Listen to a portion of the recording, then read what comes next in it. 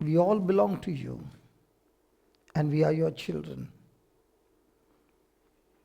And you love each one of us. And it is because of that love that you gave your only begotten Son, Jesus, for us, to become a substitute for us, to take a place on the cross that we deserved, so that we are forgiven and set free. Lord Jesus, you finished your mission on this planet Earth, and you went up to heaven to be seated at the right hand of the Father. And right now you are interceding for us. It is you, Jesus, who said to us, the thief comes to steal, kill, and destroy. I have come to give you life, life in abundance. To experience this life in abundance, you sent a perfect comforter, a perfect helper, a perfect person to strengthen us, and that is your Holy Spirit.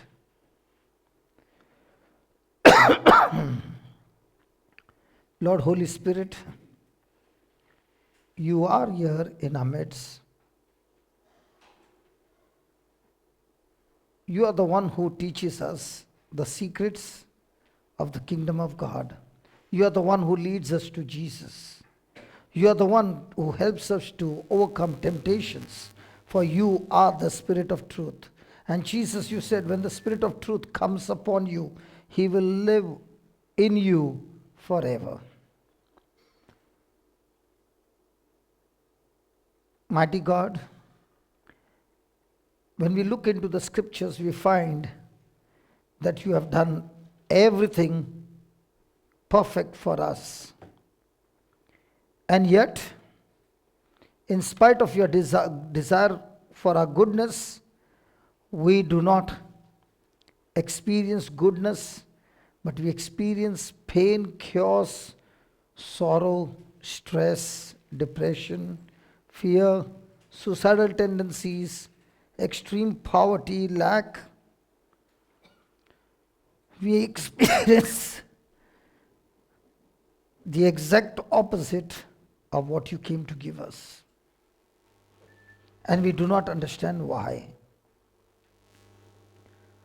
So now that we are gathered, we want to know why. So that knowing this, we will be able to make the right corrections and then live a life that is pleasing in your sight, that you have purposed in our life. Heavenly Father, we need you.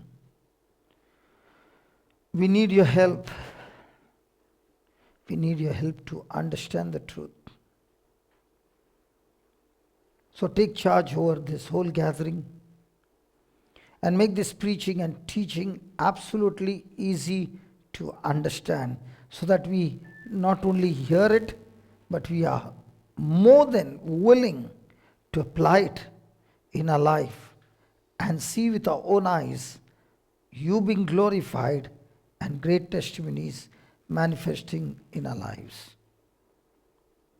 Thank you and praise you for this opportunity that you have given to each one of us to hear your voice. For we are your sheep who hear your voice and follow you. Thank you and praise you for this. In the glorious name of Jesus. Amen. Isn't that a question to you as well? If Jesus came to give us life and life in abundance, did you notice something? I can't cross that border. The moment I go there, the speaker starts making noise. It's called as a feedback. You can only come up till there. After that, the frequency starts fighting. In the same way, in our lives, God has set certain laws. When we bypass those laws or we go against those laws, our life becomes like the speaker whom just now made that sound. Our life is sorrowful, painful, everything. Yet the Bible says Jesus came to give us life in abundance. Praise God. So today we are going to study a very powerful topic. It's a very deep topic, but I know that we have asked God for the grace to understand. This topic is, how does confession of faith work? How does confession of faith work? Have you ever heard the word confession? Hello? So what is confession? Do you go for confession? Yes. Good. So what is confession?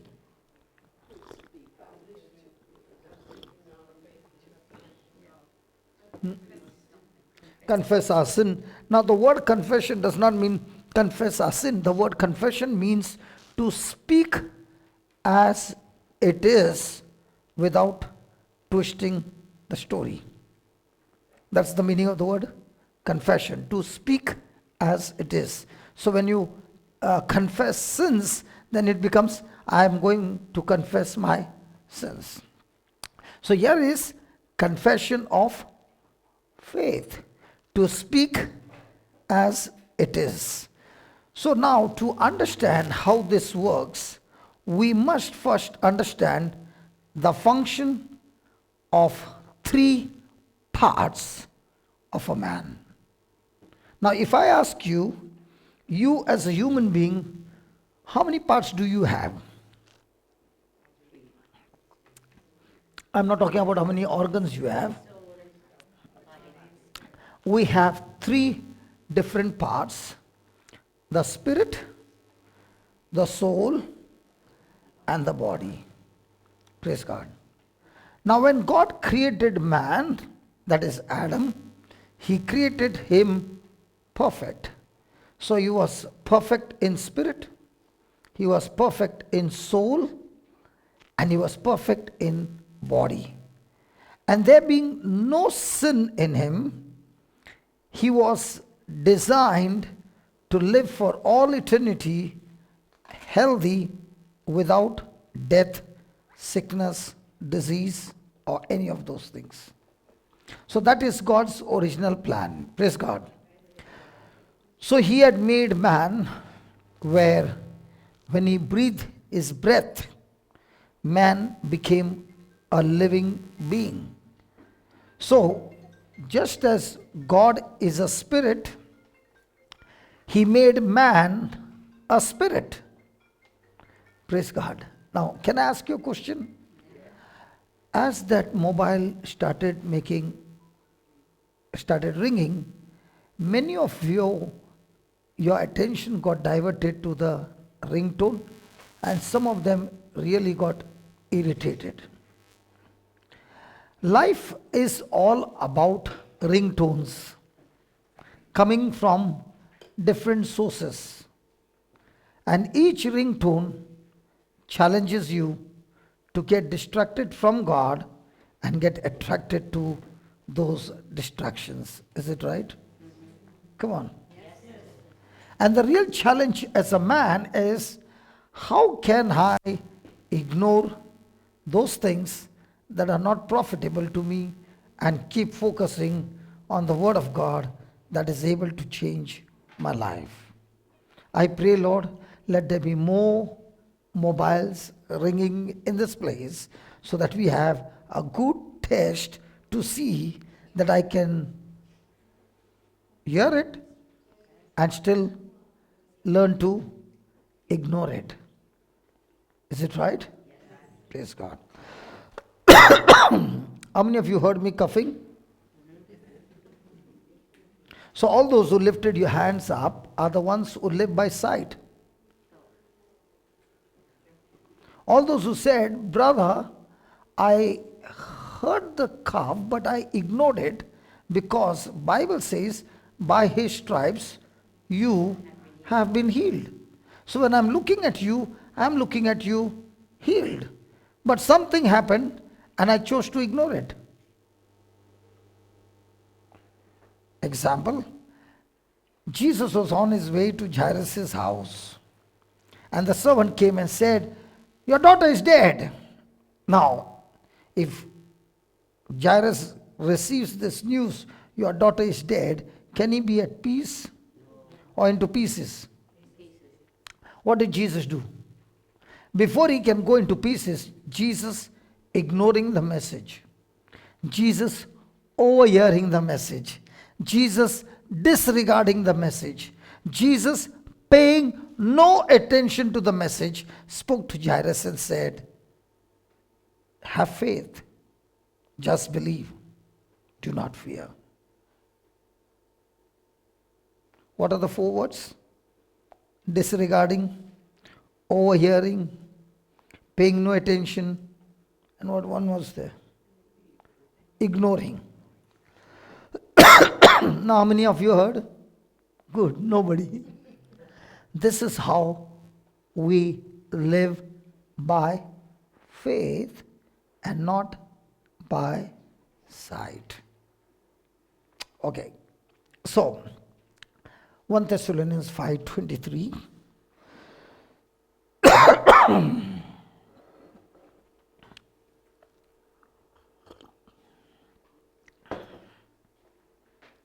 Can we all read it, please? May the God of peace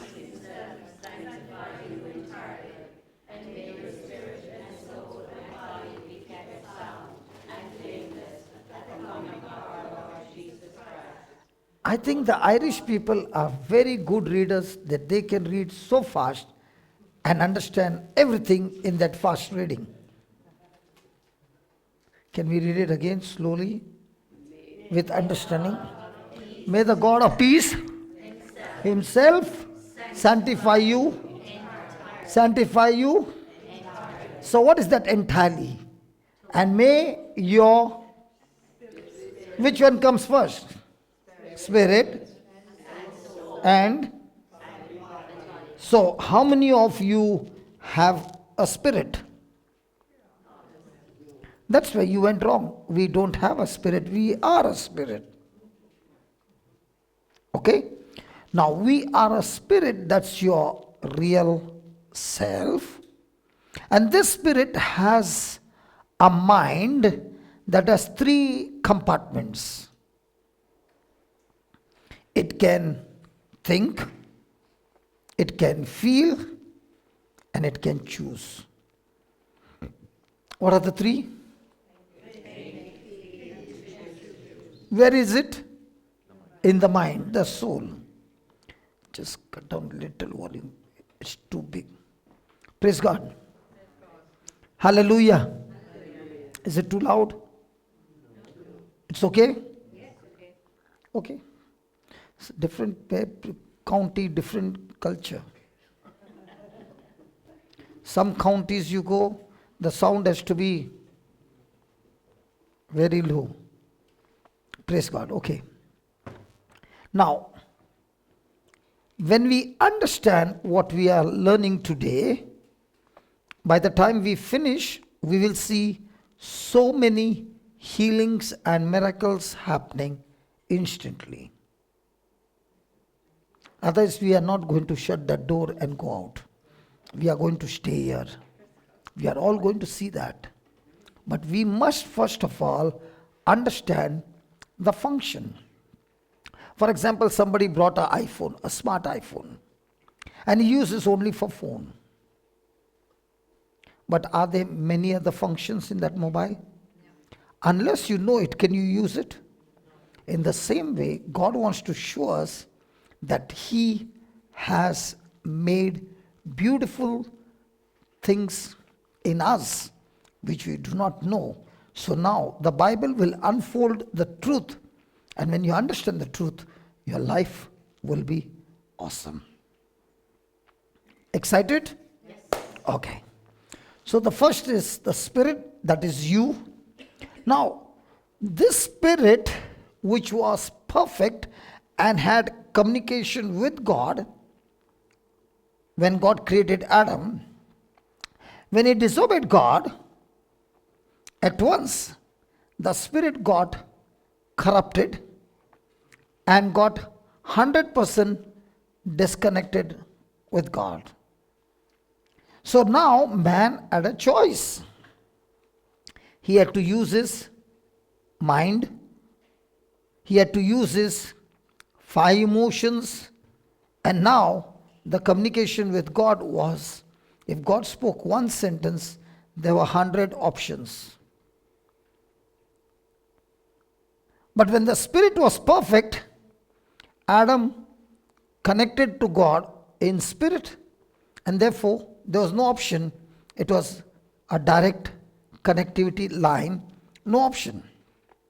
So man, who was supposed to live by spirit, now began to learn to live by soul, that is his senses, with sin nature, that this mind began to get more and more and more corrupted, and sin began to multiply. Is that clear? Yes.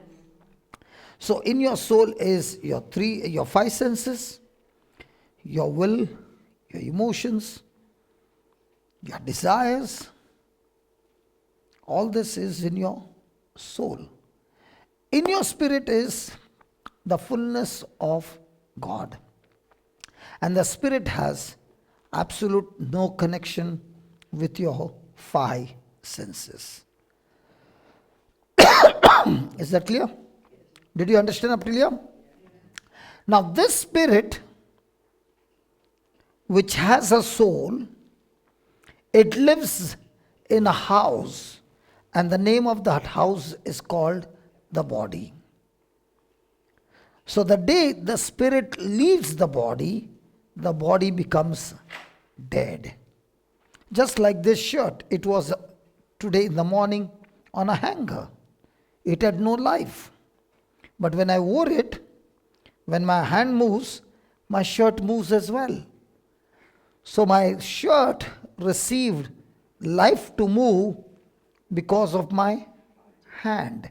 In the same way, my body is moving because of the spirit. I am a spirit, and that's why my body is moving. The day the spirit leaves the body is dead. Is that clear? Yes. Praise God. Just put the... I would love you if you could write down what we are learning.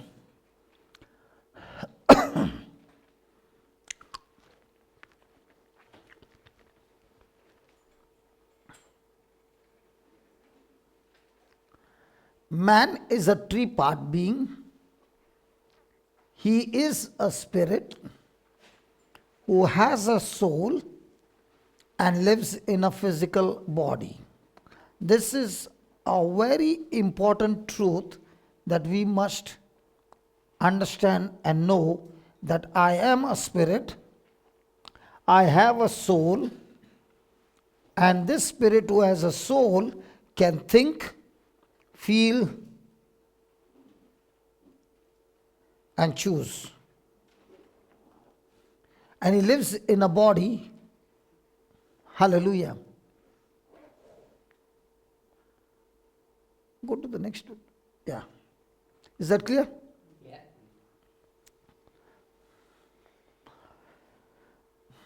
The second part is the soul consists of the mind, the will, emotions, and personality. The mind, the will, the emotions, your 5 senses.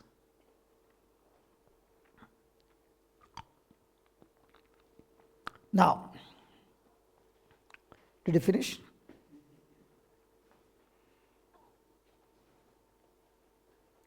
Now, when you and I were born in this world from a mother's womb, we were born with our spirit corrupted. And therefore, every child that is born from the mother's womb is born in the kingdom of Satan. Now some of you are looking at me, oh my God, what is he talking about? That's why we quickly get the child baptized, so that the child is transferred through Jesus from the kingdom of darkness to the kingdom of light. Now, when we get baptized and make, very important, and make Jesus the Lord and Savior of my life personally, that's the time we get born again. Say that? Born again. Because Jesus said to Nicodemus, unless you are born again, you can never enter the kingdom of God. So how does this born again take place? 1 Peter 1:23.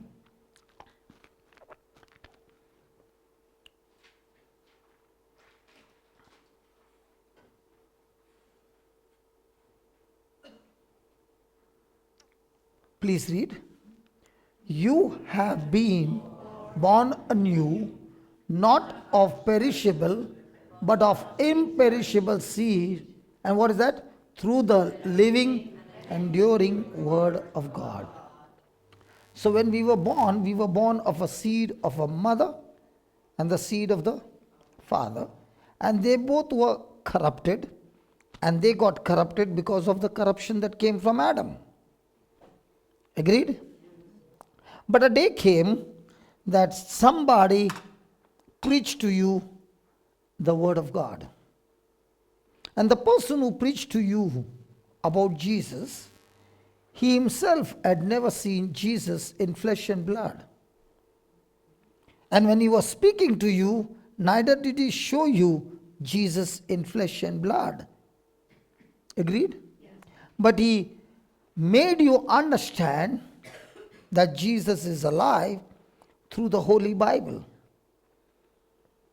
So the day a person made a decision by the grace given to him that Jesus, even though I don't see you, but yet I make a decision to believe you and believe that you sacrificed your life for me to save me.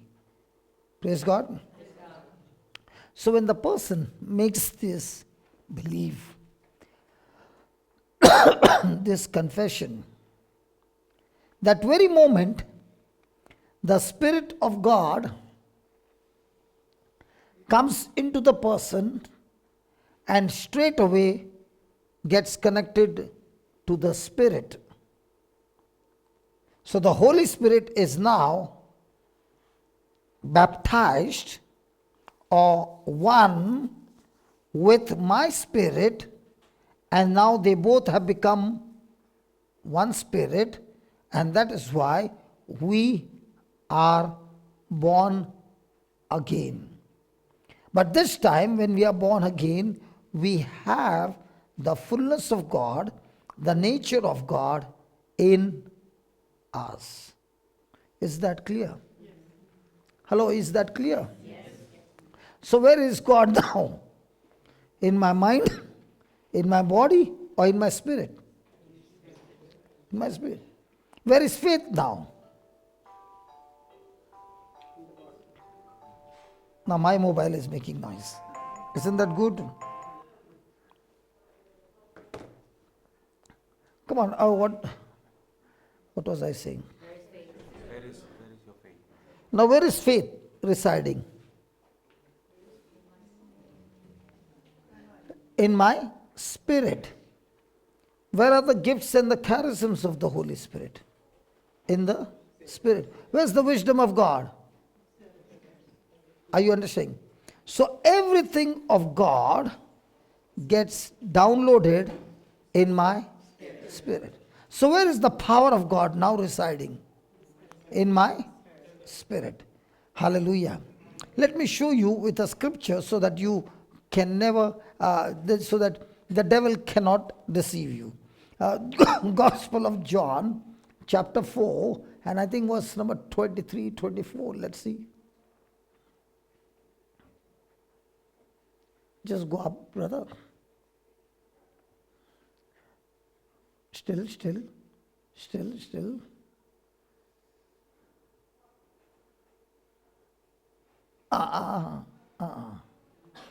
13. Now here is a Samaritan woman who has been living a sinful life. She has been in a curse. She has already got married 5 times. None of those men could satisfy her. So now she is living with the 6th man. And there also there is no satisfaction. And at the well, she meets the 7th man, the perfect man that can satisfy her. And he is speaking to her. He is a Jew. This woman is a Samaritan. Do you know who are the Samaritans?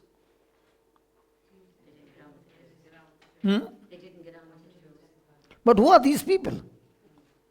These are Jews that got married to other people other than the Jews. So when they had mixed marriage, they were thrown out of the community and they all went and settled down in Samaria.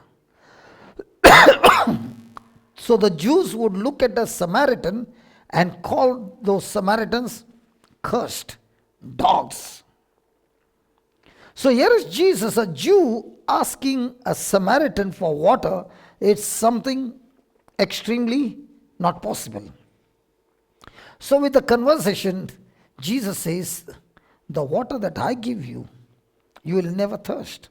So now she wants that water. Now look at what Jesus says.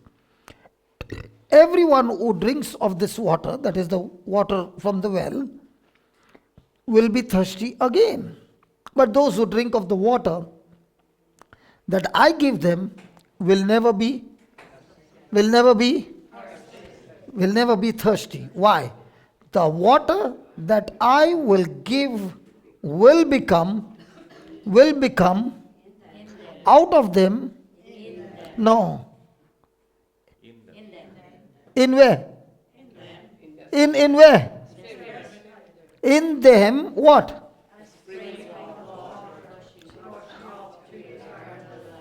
So where is this spring? And what is this spring giving out? So what is eternal life? Eternal life is to live for. Everlasting life is to live for. Absolutely wrong. Because the person who is in hell also lives forever. Yeah. Eternal life is a person who has got extreme beautiful relationship with God, and he is going to live with God forever. And where is this life giving eternal life? Come on, Jesus is talking to the Samaritan woman. Where? In me. So if in me is eternal life, do I need to look outside or inside? And where are we looking at? So if this life-giving water is in me, then this water then the power that kills cancer is where? That kills all kinds of allergies and sickness and disease is where? That kills sin and fear and depression and suicidal tendencies is where? And where are everybody looking at? Now imagine the power is inside and you're looking outside. Will you ever be able to search and experience that power? I found very strange in Ireland. All the taps in everybody's house is telling lies. Don't look at me like this. It is telling lies, because when I go to the house, there are two taps, hot and cold. Every time I began to read, in India when we say H-O-T, when you put your hand, it's hot. But in Ireland they say H-O-T, but when you put your hand, it's chilled fridge water, cold. What do you mean eventually?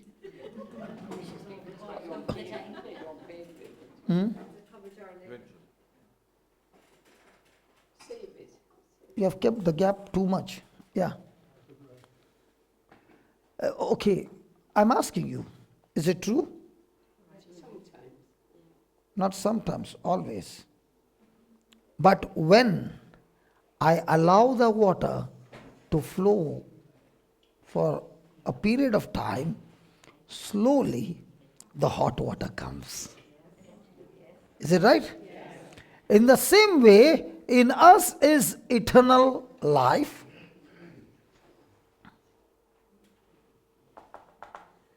And this we have to learn how to draw it out and use it in our everyday life, so that this water of eternal life can kill any sickness, any disease, any work of the devil, any curse, any bondage, everything it is having the power to kill. So today's class is what? Confess your faith and kill that sickness. Oh, y'all are not happy? Yes. Are you happy? Yes. After how many years were you able to kill that sickness? After 40 years of suffering. Praise God. And I'm going to prove to you how does this function, so that you understand that this was not a fluke, this was not a luck, this was the confession of faith using the skills from the Bible. The good news about the Bible is, when I understand the functions and I can get my healing and I can learn, then that same kind of education can be given to somebody else and get the same result. They don't look happy. In India by now we would have been screaming and yelling. But Irish people culture is a cool culture. Hallelujah. So shall we continue? Yes. Are you interested? Yes. Yes, put the slide. So is that clear that the power that brings forth eternal life is in everyone who has made Jesus the Lord of his life? So the power to get your healing is outside you or inside you? Inside. Just because the water is in the well does not mean you can touch that water, because the water will be deep. So now we are going to learn how to draw that water which is deep. How do you draw water from the well without a pump I'm talking about? Oh, you go inside the well. Very good. Pat? Yes. Irish people go inside the well? Then how do they get water from the well? Submersible pump. No, I said no pumps allowed. Rope and a bucket. So you pull with both hands and there's a pulley. Now, the bucket has come. So now what do? Take the bucket with both your hands. None of them have ever drawn water from the well. If you take with both your hands, the bucket is gone in. You have to hold one tight. That's why none of them has done it practical. None of them has done it practical. At the last generation, we didn't. Before us, 100 years ago. Pat has done. That means Pat At your age is more than 100? You don't look like. That's all on air. We won't drink the water now, we're told it's not safe. In some ways. Okay. Now, in the same way, do we need to draw water from the well? Yes. So now, let me show you how it happens. If I touch my brother's body with my finger, will he feel it? Yes. Are you feeling it? Yes. Are you feeling it? Is it painful? Yeah. So I can touch somebody's body and cause pain. The person will feel it. Yes. But can I touch somebody's soul? That was Monica.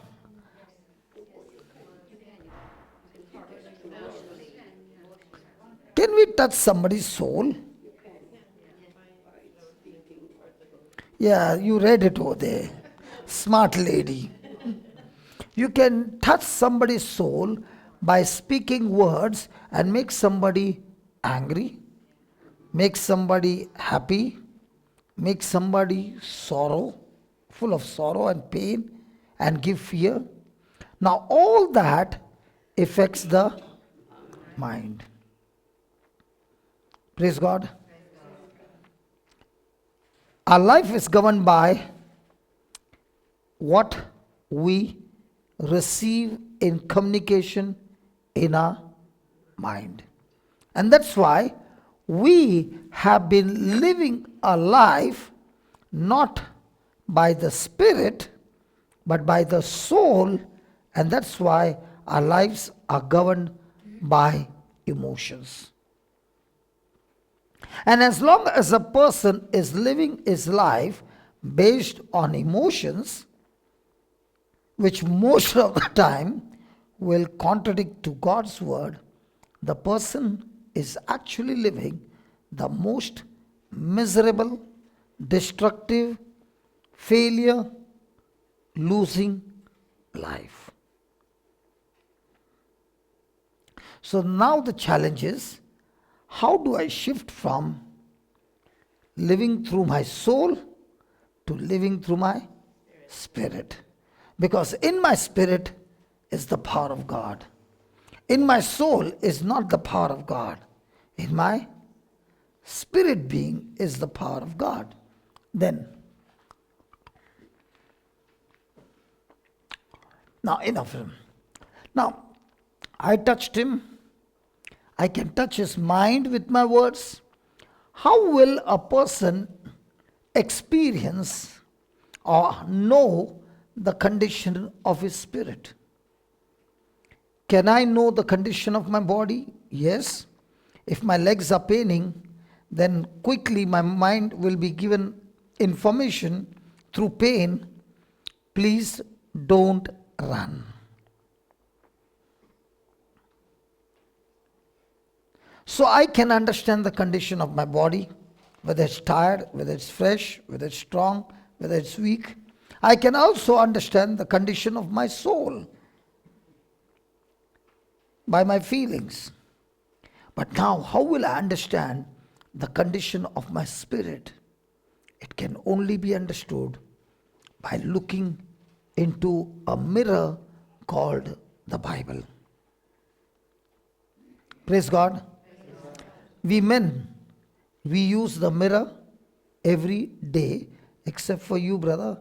Your beard is still the same, so I don't know whether you use the mirror. But as for me, Pat, we use the mirror every day. Mirrors were made for men so that they could shave their beard. Women don't have beard. Conclusion, they never look into the mirror. Why do you look into the mirror?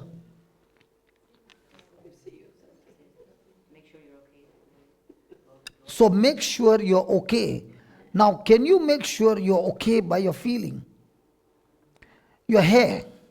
Can you make sure your hair is done well by feeling good?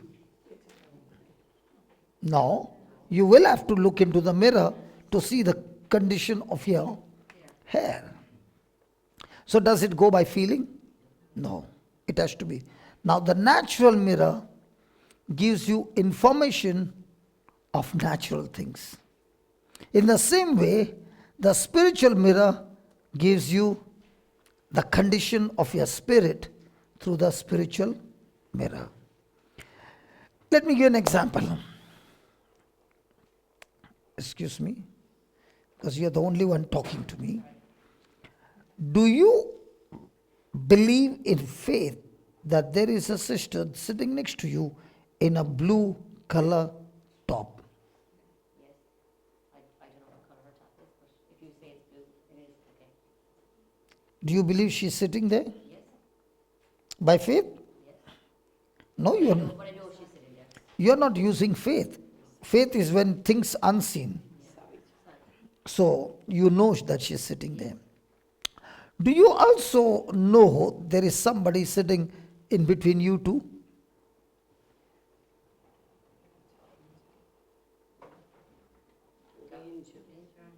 How did he get it?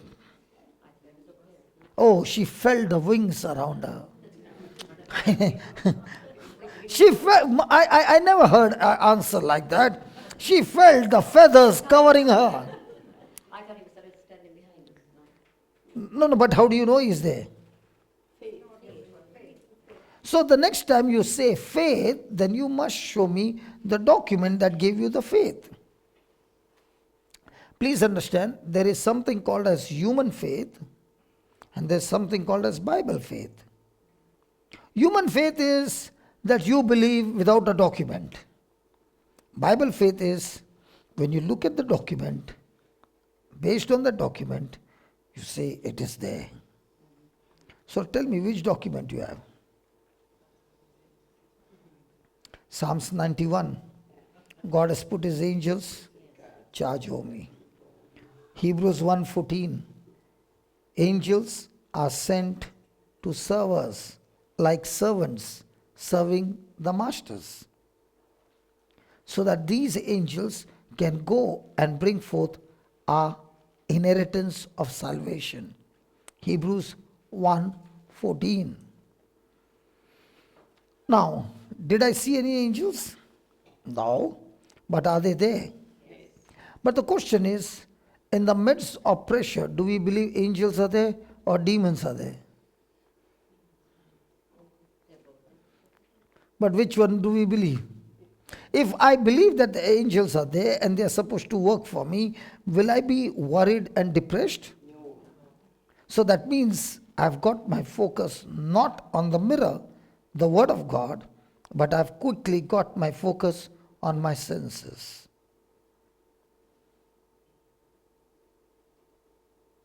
Example, do we have a spring that springs forth everlasting life in us? Yes. Yes. How do you know? We saw it in the Word. Now, are you sure? Yes. All of a sudden you got a report saying you got cancer. Now, the moment you said you got the report, you got cancer, is your focus on the report or this report that says, in you is well of water that springs forth everlasting life, and that everlasting life is more than capable to kill cancer? So, which tap are you focused on, hot or cold? One tap is saying cancer, another tap is saying the power to kill cancer. Where is your focus? Cancer. So instead of opening the tap that kills cancer, now what are you doing? You're opening the tap and giving more nourishment to cancer to kill you. Are you understanding? So instead of opening the tap by faith, you're opening the tap of senses. Senses will lead you to cancer. Faith will lead you to eternal life. Are you following? Yes. So imagine for a person who has the power to kill cancer in him, never realizes, because this power cannot be sensed by your senses, it can be picked up only through the word of God. And that person suffers and suffers and suffers, but never comes to an understanding that the power to heal him was right there. All he had to do was change his thinking. Is that clear up till here? Okay. The born again spirit believes the word. Before being born again, was the spirit corrupted? Yes. At that time, what was it believing? Every corruption in this world. But the day that person received Jesus as his Lord God and Savior, the word of God began to become his spiritual food. Just like my stomach starts saying at 12, I want to eat. Dinner time, I want to eat. What? Natural good food.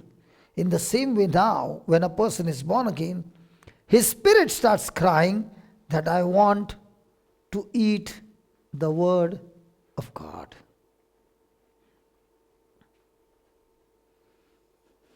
Is that clear?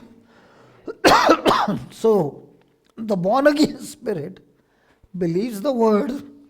It doesn't believe the sensory mechanism, unlike the body and the soul. So, does the spirit believe the senses? No. What is his job? To only believe what God's word says, because you are born again of the Spirit. Praise God. Hallelujah. Thank you, Jesus.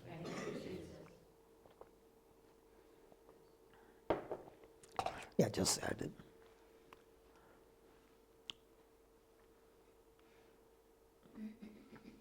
Okay. When we become born again, when we become, say that become. He did not say when we are becoming. We are not becoming born again. We are not becoming new creation.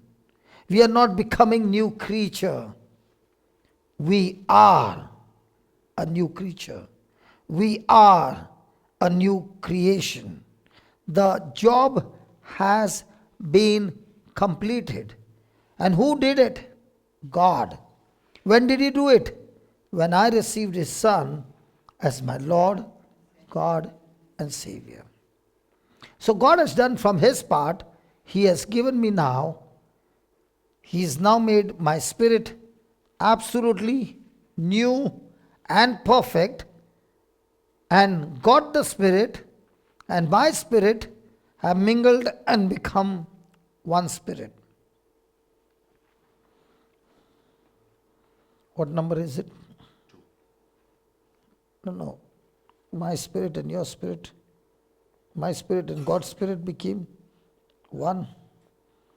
I think it is 2 Corinthians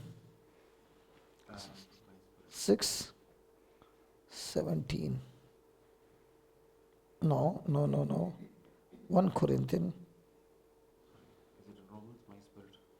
No, that's what I'm searching for. Romans 8:14.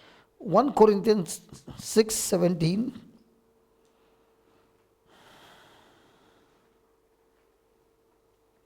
Please read that. But anyone united to the Lord. So now, who are we? One spirit with the Lord. So out of the 3 parts, one part is united and become one with Christ. So we were born human beings from a mother's womb.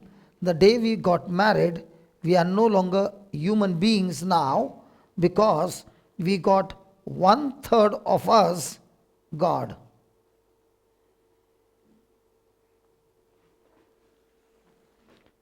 Anyone united to the Lord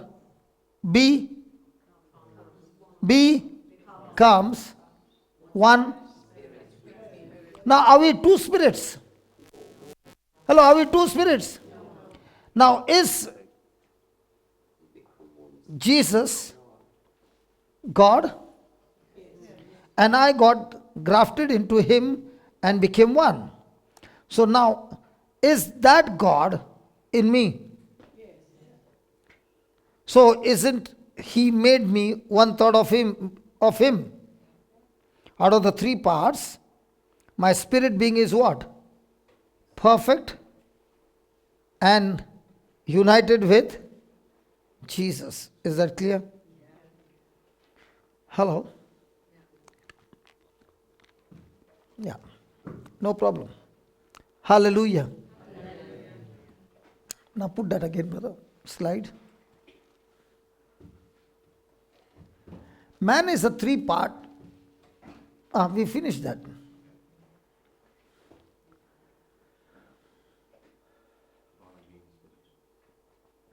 When we become born again, our spirits are made. So now, is your spirit the old corrupted spirit or the perfect spirit like Jesus? Where did you get that? Because we just now read, when a person turns to the Lord, becomes one with him in spirit. Praise God. The reborn spirit of man is holy. Now, the word righteous. What's the meaning of the word righteous?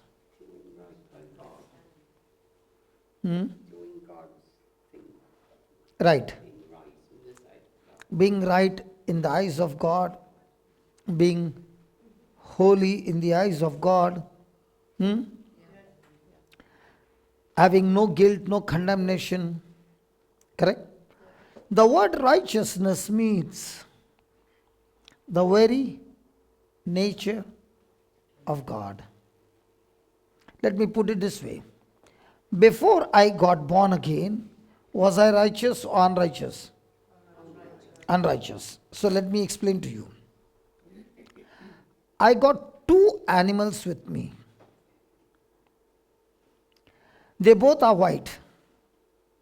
I give them bath and I give them with Johnson baby shampoo so that they can smell good. Then I put Johnson baby powder. Praise God. Now they are really smelling good and I allow them to play. Just see, she's calling something, might be there. Hallelujah. Hallelujah. So, I leave them both to play, and after playing, I find them both in two different places. When I come back after 1 hour, one pet comes running, jumps on me, and starts licking, starts kissing me. The other pet does not come to me. That pet is in a muck, nicely enjoying. Now, who are my two pets? One dog, correct, and the other one? A pig. Why is the pig not jumping and licking me? In the same way, my nature was corrupted, and that's why I was doing unrighteous things. Now, when the Spirit of God came and I got born again, He has given me the nature of Christ, which is in my spirit. Are you following? So, the reborn spirit of man is holy, having the nature of God, and is perfect. It cannot do anything wrong anymore. I'll prove to you through the scriptures. Just give me some chance. Next. The Holy Spirit dwells within the, and that's why we do not feel according to our senses. That's why Jesus said, true worshippers worship God in soul. In the spirit, there are no senses.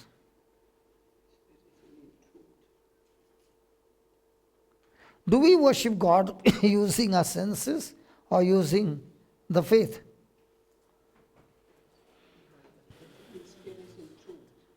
Yeah, in spirit and truth. So are your senses involved?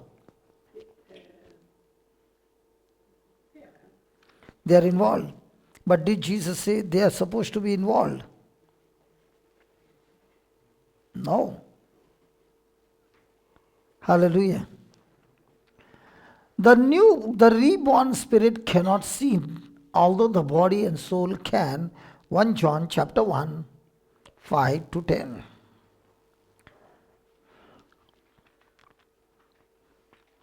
Just put that. 1 John 1.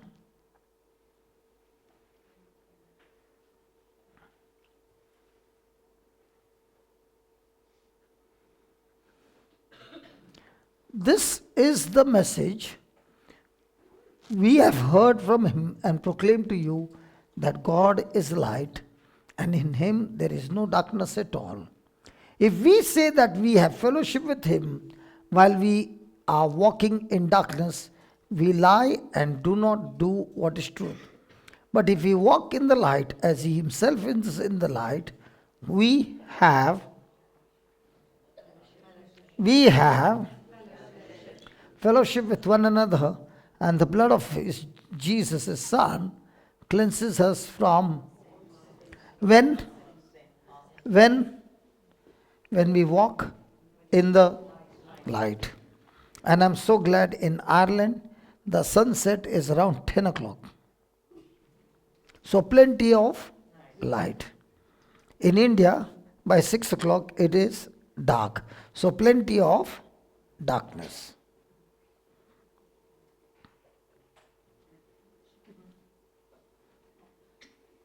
Walking in the light. Put lights on in your house and walk. You're walking in the light. Is that what he says? No, it's a different. Walking in the light means a person who is walking, agreeing to the word of God. And when he's walking in the light, then the blood of Jesus cleanses us from all sin except ancestor curse.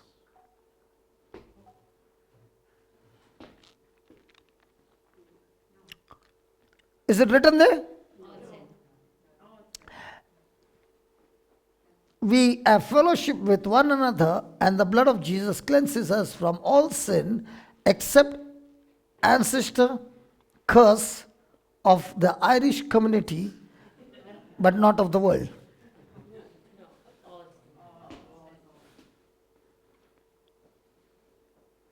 I can give you hundreds of scriptures in the New Testament that speaks about God cleaning us in one shot, complete cleaning. Yeah. But still, you open your mouth and you keep saying, I have got a family tree curse. Now, when you said that, did you agree with God's word? No. So, are you walking in the light or in the darkness? And if you are in the darkness, can the blood of Jesus now protect you? No. Because you yourself have said, your sacrifice is not good enough, I'm still under curse. So anybody here with family tree curses? And if you have those things in your mind and you keep on believing, I promise you, nasty things will keep on manifesting. Why? Because the Bible says, as a man thinks and believes, so shall it be. Please understand this once and for all. You and I are created in the likeness and image of God, and therefore we are not God, but we are like God. Why then is there this belief, not all priests believe in it, in the family? I'm not talking, did he say when the priest believes? I don't know about, listen. I'm not here to say who believes, who don't believe. I say what the Bible says. Whether you want to believe it or not is your choice. Yeah, Pat. Brother, how does the door open then to repeated things in your family? Okay. Like, supposing, Pat, you had a family of 12 children. So when the curse comes, it comes on the family. Okay? So are all your 12 children cursed? Yes. Then how come 10 are flourishing and 2 are drinking? Because was it a curse or was it their own decision? Their decision to open the door to sin. Yeah, simple. But sometimes they might know how to open the door. Hmm? I think that's the problem. They don't know how to open the door. I'll tell you, my brother Amal says, come, let's go party. Don't tell me Irish people don't know how to open the door. Yeah. I'm here to teach you how to shut the door. Don't tell me how to open the door. I've left it 20 years back. Only party? Hmm? Only party? Only on the occasion of party. There are many reasons. Everybody knows how to open the door. We don't discuss. Excuse me, Brother. What my point there was that is that the Mass, our ordinary Mass, it's the same. It's not lacking anything that we need. The whole package. Yeah, I got delivered through a mass. yeah. So there's no need. But for me, I thank God the priest who prayed for me, when the symptoms were like this, he told my wife is free. He did not look at the symptom, he looked at here. That this man confessed, this man repented, and according to the word, the blood of Jesus has cleansed him from all sin, but the symptoms are still there, just like your hot water tap says hot water, but the cold water has to come empty, and then only the hot water comes. Thank God for the hot water tap. Now you all understand what I'm talking about. Yeah. And if your pipe is too long, then there will be 2 buckets of cold water going, and then will come the hot water. I'm not too sure now. About the hot water? No. I just thought that as we say, spanner in the works. What about it says somewhere in the Bible, that the sins of the father should be laid on the sons. What does that mean? So Okay. No, good question. Pat bought a piece of land from this lady and constructed the house. He got his documents done. Correct? He lived there for 10 years. Then he sold the property to my brother Amal. He paid him whatever has to be paid. The document was given to him. Now Amal decided to sell the property on a high profit. Everything was going up. So he comes to me and we are striking the deal, and somebody gives news to my brother Pat that he's selling the property. So he meets me late at night and says, how much did he say?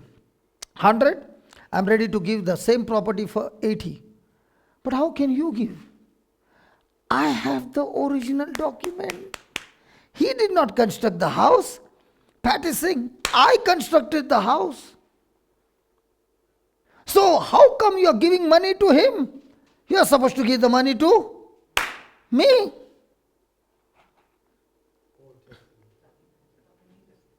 So my question is, even if he says 80 or 50 or 20, will I give him the money? Why not?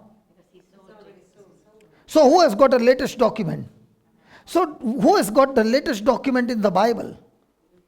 You're showing me the old document of family tree, which Jesus took it and nailed it on the cross and declared a new document, all curses nailed on the cross, no more curses.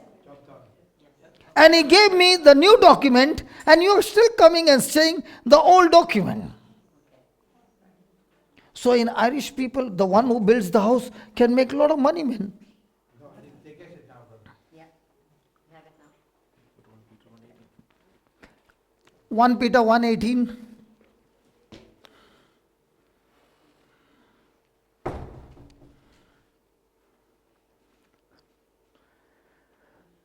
You know that you were, you know what's the meaning of the word ransom? Somebody had kidnapped you and a price has been paid to buy you back. So you have been ransomed or you are still under custody? Still under custody. You have been ransomed from the futile ways inherited from your ancestors, not with perishable things like silver or gold, but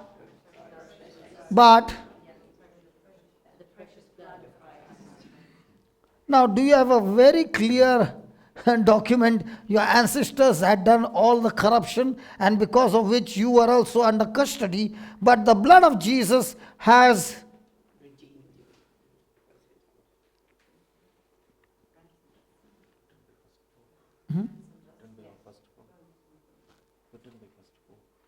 take the mic and speak.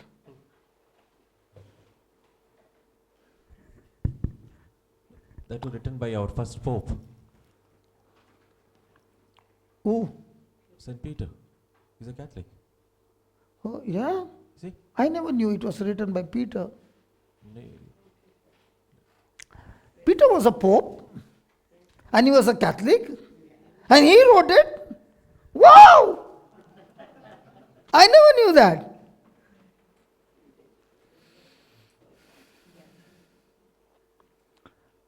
Is the truth talking loudly? And is the bondage screaming loudly? Don't believe that, don't believe that. My question to you is, are you going to believe a human being or are you going to believe the authority of the word? So who is the referee, final authority? So now, after all the truth being given, you still go around telling everybody, pray for my family tree. I guarantee you, after knowing the truth, and still you follow it, it will come like a big atom bomb.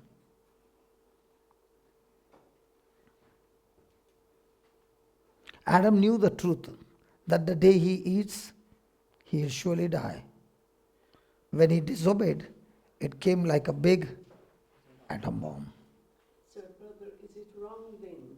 I know there's things inherited in illness. Is it wrong to say, you know, if somebody suffered, we just take for example, bad depression, and people would say, oh, well, that's in the family.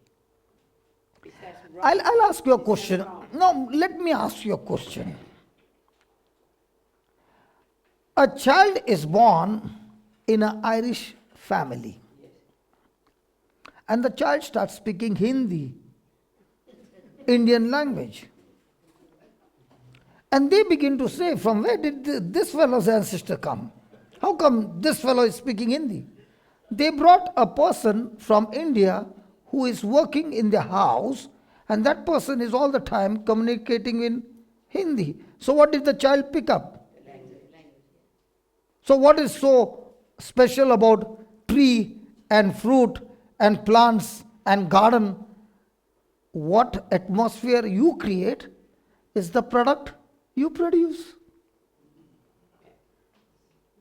Would there be anything inherited from genes, your great genes? That's why I stopped wearing jeans.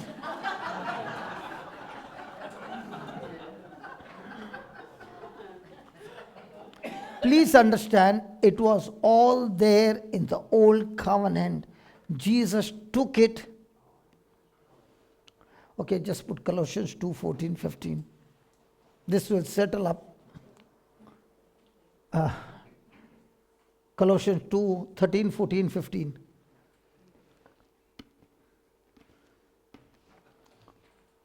Excuse me. I want you to see so that I don't get no more questions. And we go ahead. When you were dead in trespasses, were we dead in our sin? Yes. Our family tree? Yes. Our generations? Yes. And the uncircumcision of the flesh means what? Corrupted thinking. God made you alive together with Him, Christ. What is that? God made you alive. Born again. When He forgave us all our trespasses except family tree. And that only in Ireland. Erasing the record that stood against us except the family tree with its legal demands, He set this aside, nailing it to the cross. What did He nail on the cross? The document, the record. So all the sin and the legal punishment that was there, the document, when the soldiers were crucifying Jesus, Jesus must be laughing at them inside and saying, that's good. I'm going to do also some crucifixion. And He took the record that was against us and He set this record aside, nailing it to the cross. So where's your family tree now? Record. So go to the cross and remove it, keep it, and then say it's there. Where's your record? Where's your sin?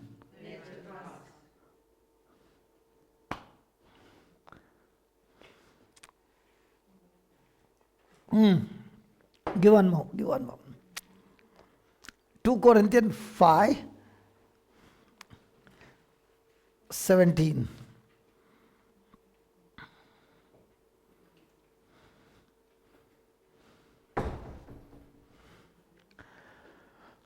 So if anyone is in Christ, he is a new creation with the family tree stuck to him.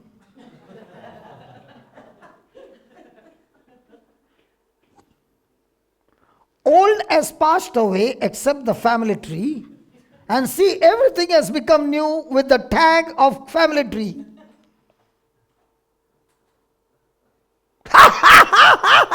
I'm laughing at the devil. The liar has been exposed. Then, all this is from God, who could not cancel the family tree of the Irish people. All this is from? So who canceled the family tree? Who reconciled us to Himself through Christ and has given us the ministry of reconciliation. That is, in Christ, God was reconciling the world to Himself, not counting their, but counting their family tree trespasses.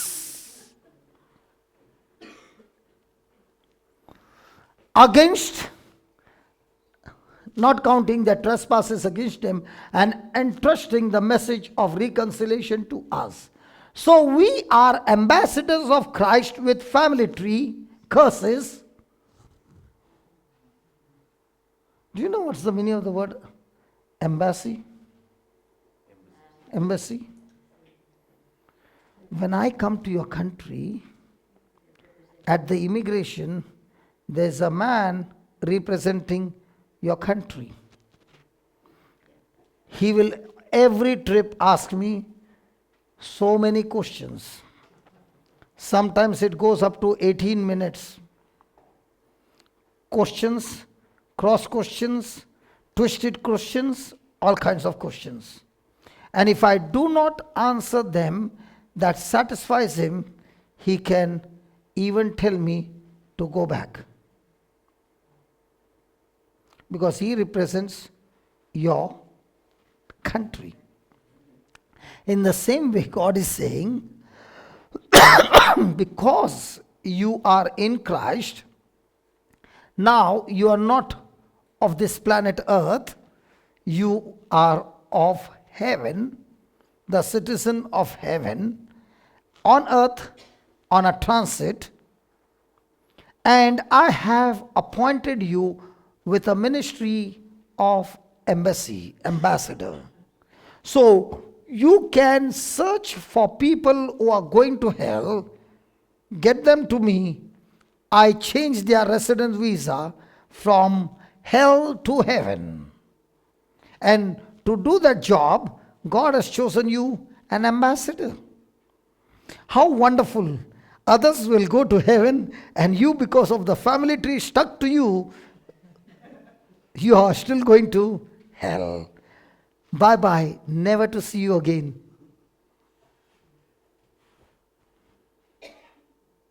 None of us can make it to heaven with our own strength. We can only make it to heaven because we are in Christ Jesus. Because according to the law, when a person breaks one law, just one sin, still he goes to hell. Because when you broke one sin, you broke it all.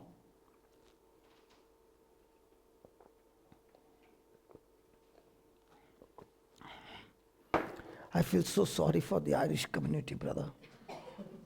So nice people, but that family tree got stuck like a chewing gum, and it's not coming out. And the best part is, God also cannot get it out. He did it for everybody, but he could not do it for the Irish people. I really feel sorry for you, sister. I won't see you in heaven.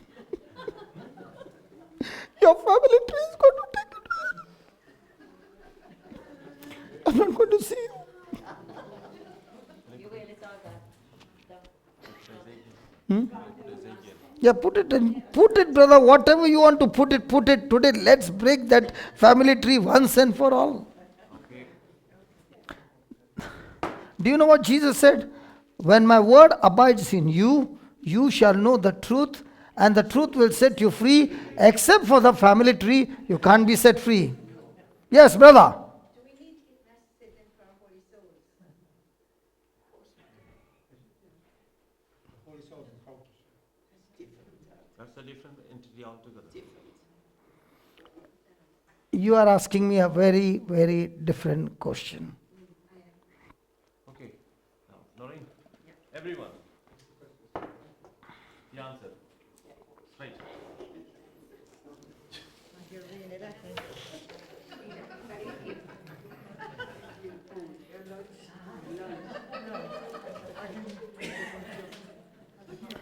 This is what happens when the student comes late, how she can bribe the teacher. With love. Can you see with love how the teacher can be bribed? Thank you. Now, Noreen, here you go, read. Yeah. Ezekiel 18:10. If he, Yeah, it's there. if he has a son who is violent. No, you have to increase a little of your volume as well.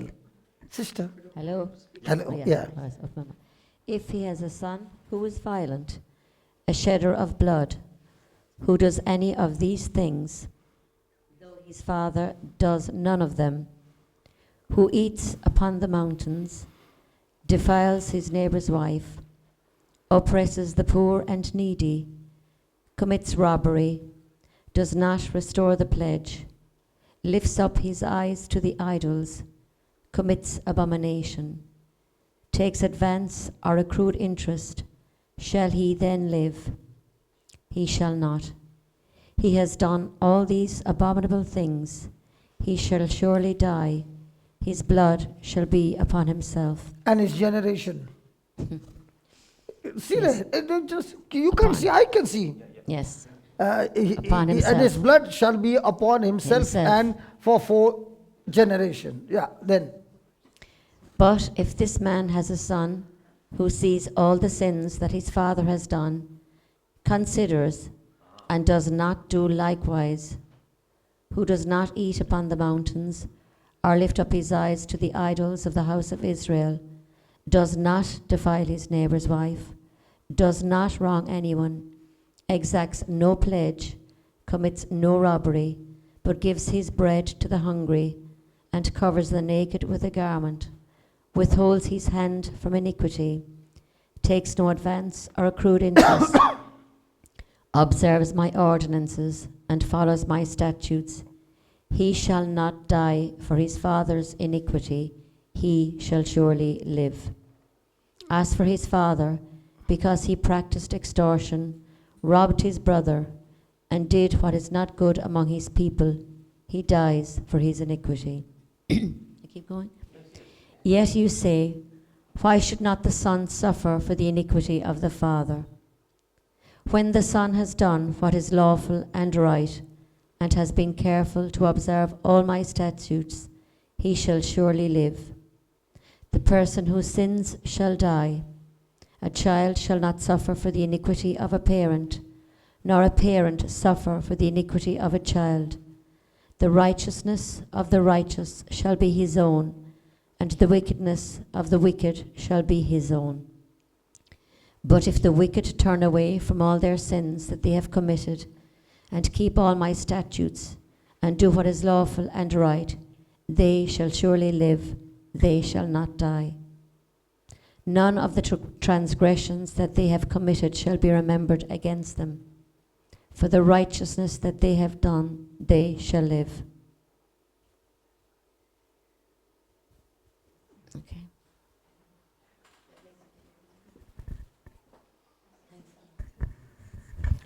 This was in English. I believe you read it in English or French. And I believe Irish people understand English. Maybe. 18, 10 and 10, 8, 18. Ezekiel, chapter 18, verse number 10 and 20. 21, 22. Okay. You all want to discuss?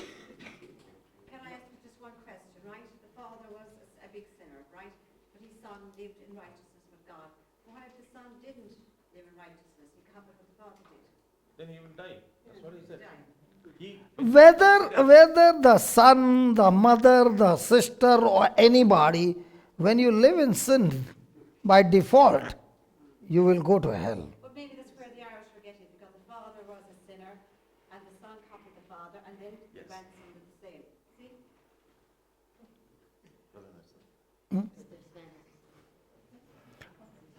Look at the word consider. Okay, the word consider is like the prodigal son, when he came to his senses, he began to consider his father's house. The servants in his father's house and the servants in the place where he was working. And after all consideration, he came to understand that if I stay here, I'll surely die. So let me go back to my father as a servant. Now, did the father say, oh, because you have done this, now your generation shall be cursed? Or did the father forgive him instantly? But not coming to Irish culture, no chance. We're learning. But in my Bible, I never read in bracket, not for Irish culture. Are you saying so that this type of thinking is not anywhere else in the world? I'm not saying. Is it only I'm not saying.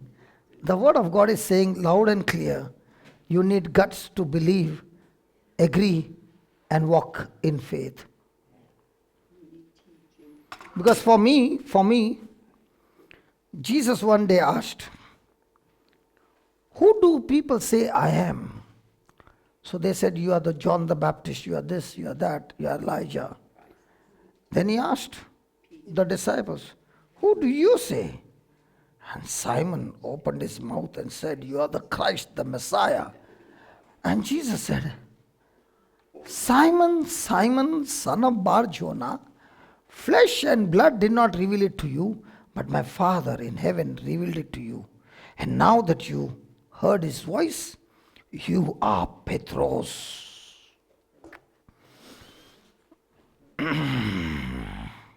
Peter must have looked at James and John. I am Petros, and on this church, on this rock, I will build my church. You know who I am? Petros. 5 scriptures down, Jesus is talking that he's going to Jerusalem. The same Petros. I will not allow you to go there. What does Jesus say? Jesus said to the Pope, he's the first Pope, right? So can he make an error? We all can make error.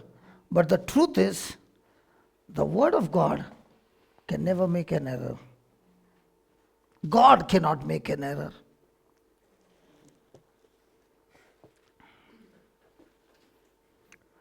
Hallelujah. Shall we come back to my topic? Yes. Because this, yeah.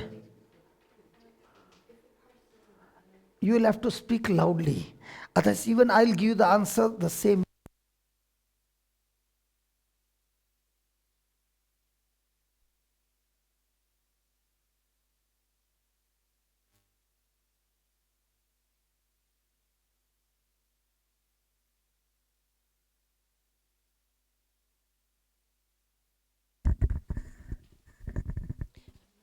If a person, can you hear?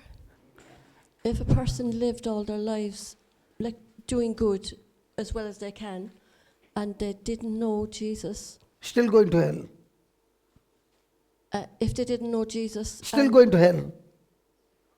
and they, I say still going to hell. if they didn't know Him, they were just, There is no other name but the name of Jesus through which you receive salvation.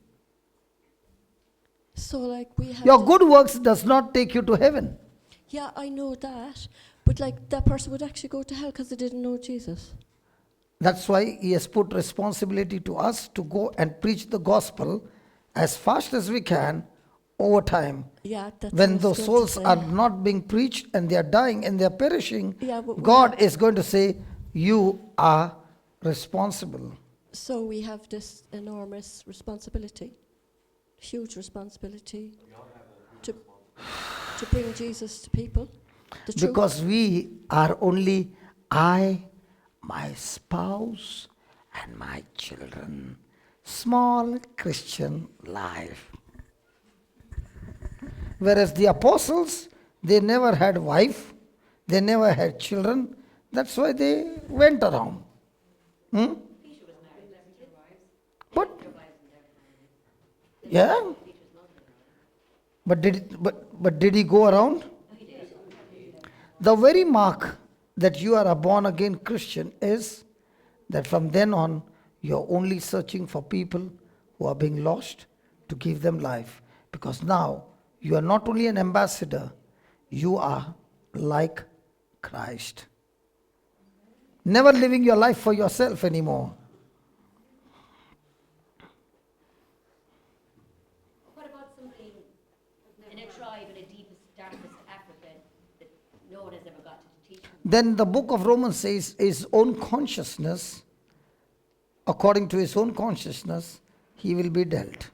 In every person, God has given something called as consciousness. When you do wrong, your consciousness tells you that what you're doing is wrong. Okay, let's come back. So where does the Holy Spirit dwell in? Within the newborn spirit. The newborn spirit cannot sin. So we were there. 1 John chapter 1.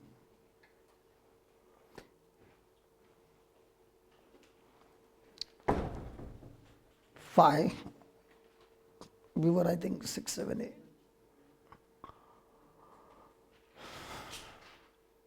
If we say that we have no sin, we deceive ourselves and the truth is not in us. If we confess our sins, brother, just put it up, 9. If we confess our sins, he who is faithful and just will forgive us our sins and cleanse us from all unrighteousness except family tree. Every line says all. But Irish culture says, not for Irish people, all, but for others, all. I'm fine now once it's been explained to me. So now it's your job to go and explain to others. What I would if I was asked, I would give my opinion, the correct opinion. Opinion does not decide heaven or earth or hell. Truth decides heaven or hell. Lord, I gave them good news, but when I look at their face, they look so bad news because the family tree got nailed on the cross. They lost the family tree. That's why they are sad. Normally, listening to this topic by now, you should have been picking up your chairs and dancing and praising God and saying, "Thank you, Jesus." But I see it so depressed. There's a funeral going on here.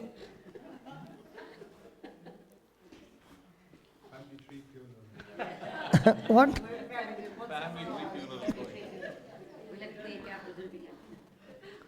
Do you know, I had done so much of mess in my life. And at the age of 33, I went for confession. And my confession was for more than 2 hours, crying and confessing. And when everything was over, now I was wondering, what's going to be the punishment? And the punishment was that Father said, go and say so many Hail Mary. And then I said, what about the punishment? He said, no punishment, free. I said, what? Free. I asked him 3 times, what? Free. And then he began to show me scriptures. I was screaming on top of my voice because I began to realize for the first time what it means to be free from slavery. But I was expecting the same over here. But I found everybody going into depression. So I will have to change the topic and show you more about curses in the Old Testament so that you will become happy.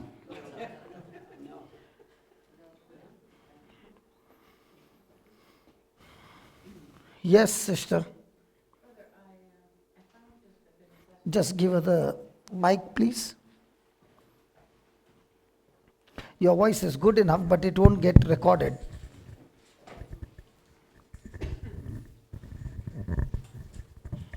Hi, brother. I found it upsetting when you were talking about somebody who hasn't had the privilege of learning about our Lord, because there are a lot of places in this world, including even in Ireland, where people haven't had the advantages we've had to learn that.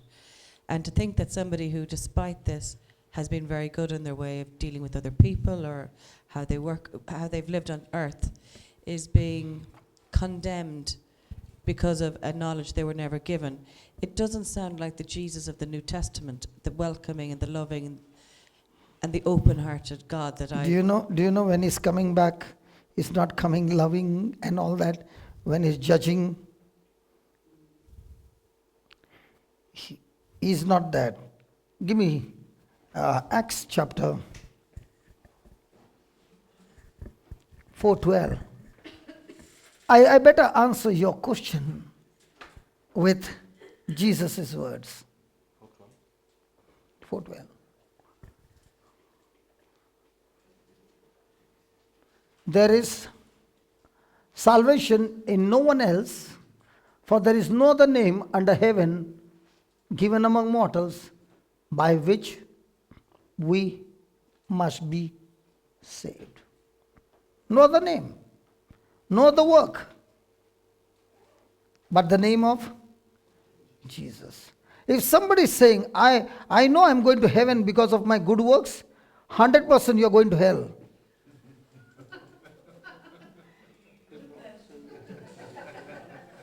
Guaranteed.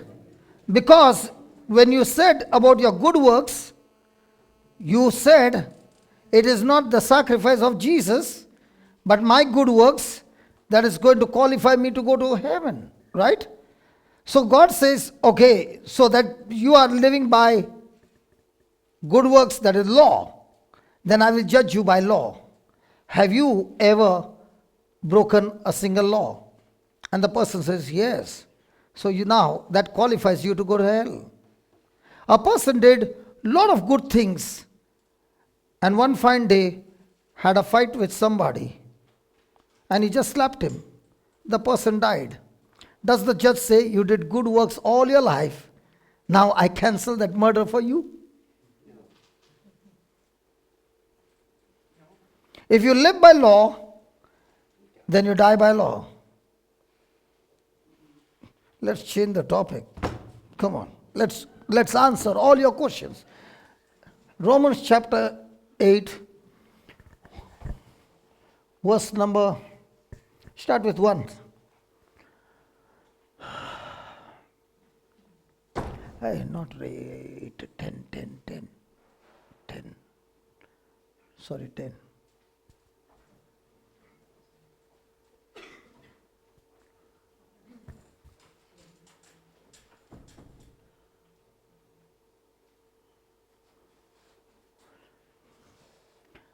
Are you ready? Brothers and sisters, my heart's desire and pray to God for them is that they may be saved. Who is he talking about? Who is Paul talking about?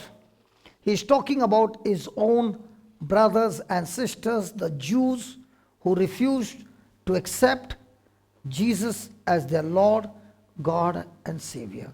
And he's saying to them, brothers and sisters, my heart's desire and prayer to God for them is that they may be saved. I can testify that they have a zeal for God, but it is not enlightened. For being ignorant of the righteousness that comes from God and seeking to establish their own, they have not submitted to God's righteousness. For Christ, read it.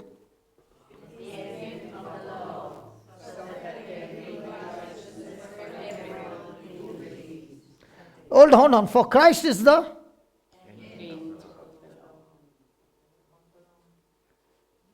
What was the problem in the law then? Was the law good? Very good. No problem. Then what was the law doing? The law brought knowledge of sin and killed me. Example. I'm married and I decide to get married the second time with another woman. Does the law permit? I'm a Muslim. Now, I'm getting married to another lady. Does his law permit? Yes. So who is under sin, who is not under sin? I'm under sin. A Muslim is not under sin because his law allows. So what did the law do? The law gave me the knowledge of good and evil, and when I make a choice to go against good, then that knowledge gave the power to sin to punish me. When we are coming by car, there are some boards where it records the speed of the car and says too fast, go slow. And sometimes it also says good. I saw once it good. And sometimes thank you. Okay? Now, if the board is not there, stating the speed, I can go with my speed. But the moment it said 50, and I went 60, did I break the law? As long as that board was not there, I went every day at 60. Nobody stopped me. But one day they fixed the board there, 50, and I continued my routine. What happened? I can get a ticket. So what did law do? Law gave power to sin to kill me. So what was the problem with the law? The law demanded me to obey the law, but the law did not give me the power by which I can obey the law. And therefore, no one in this world can ever live the perfect life of the law. Just put that again. 3. For being ignorant of the righteousness that comes from God. So God has made a provision by which we can be made righteous. And there's another righteousness that comes through the law of Moses. So when I obey the law to the ultimate without making a mistake, I am righteous by my works. Are you following? Are you following? So none of us can be righteous by our works. So what did God do? He introduced his own righteousness. How did he introduce his own righteousness? We'll come back here. 2 Corinthians 5:21. How did God make his righteousness available to us? For our sake, for whose sake? Our sake, God made Jesus, God the Father made Jesus to be sin who knew no sin, so that in Christ we might. So what did he do? Not only that. See, if you say, listen. If you say, Jesus came and forgave me of all my sins, it's incomplete. Not completed. Have you heard the word sin? Yeah. Have you heard the word sins? What's the difference?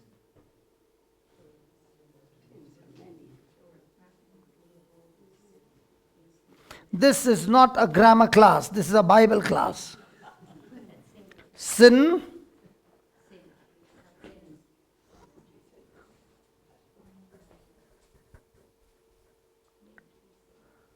and sins. What's the difference? Okay, I'll tell you. When Adam disobeyed God, sin came into him, not sins. So sin is the power by which I rebel against God. And sins is the power that I use to disobey God to actually act is sins. So if I do not have sin, I can never commit sins.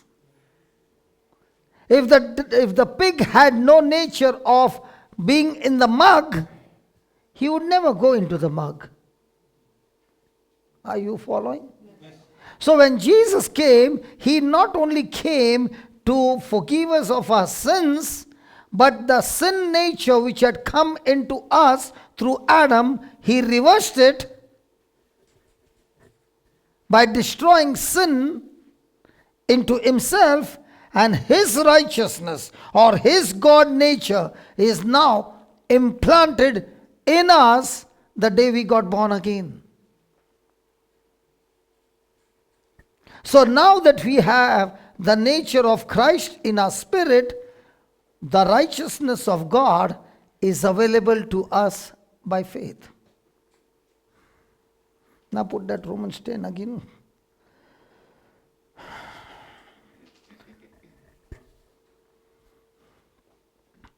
being ignorant of the righteousness that comes from God and seeking to establish their own.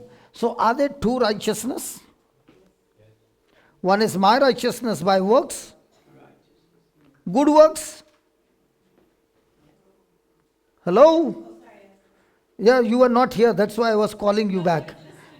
Sometimes it so happens the person keeps looking and looking and looking, and you're thinking very attentive, but must have gone somewhere else. Are you there?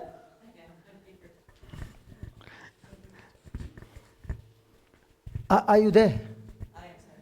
Yeah. So there is righteousness that comes from God, and seeking their own righteousness that comes from the law. See, the Jews were under the law. They were not ready to accept Christ. So the moment you accept Christ, what happens?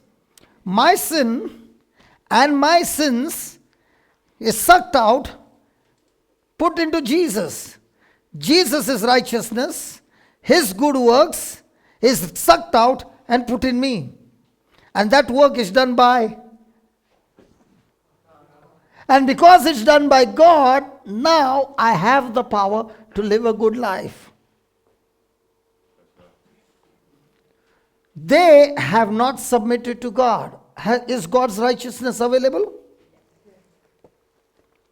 How does a person receive? By faith, by believing. But man's nature is, I always want to do with my own effort, so that then I can say, do you know, all this, I built it. Me.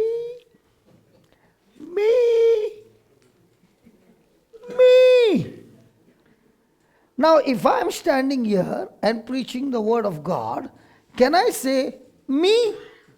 No. It is He who has given His nature. It is He who has given me the Holy Ghost. It is He who has given me the understanding. And that's why I can stand here, speak the whole day, and at the end also say, that was not I who spoke it, but the Spirit who is operating in me, who did the job.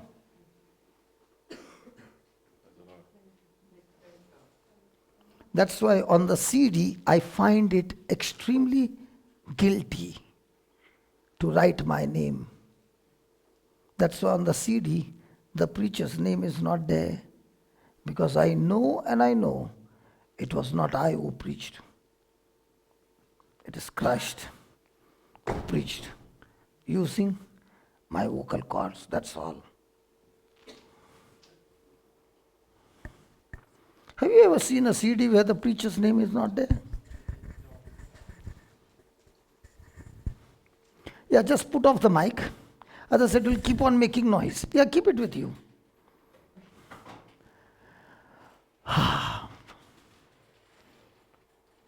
Isn't it wonderful? The mic is there, I'm here, no wire, and still it's working. Wi-Fi. What is faith? Wi-Fi. No cables, no works, nothing at all. Believing, downloading, everything, Wi-Fi.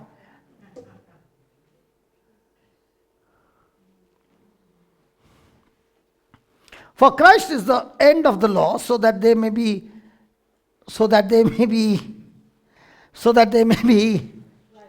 righteousness for everyone except the Irish people with their family tree.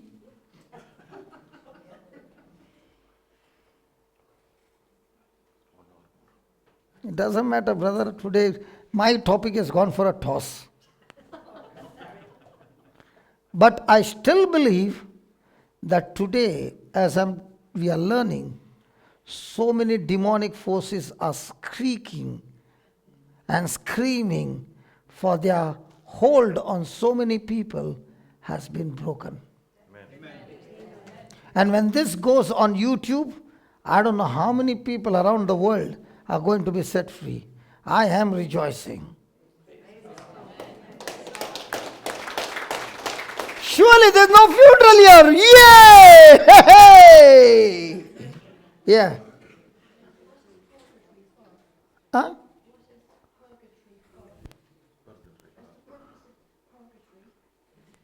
I have no knowledge about that.